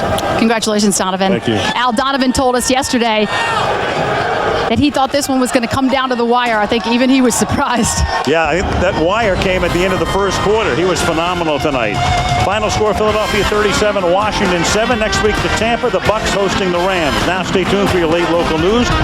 For those of you on the West Coast, the Drew Carey Show, followed by Whose Line Is It Anyway? Al Michaels, John Madden, Melissa Stark saying goodnight from Washington. With a reminder, ABC Sports is online at ESPN.com. Keyword Monday Night Football. Talk to you next Monday.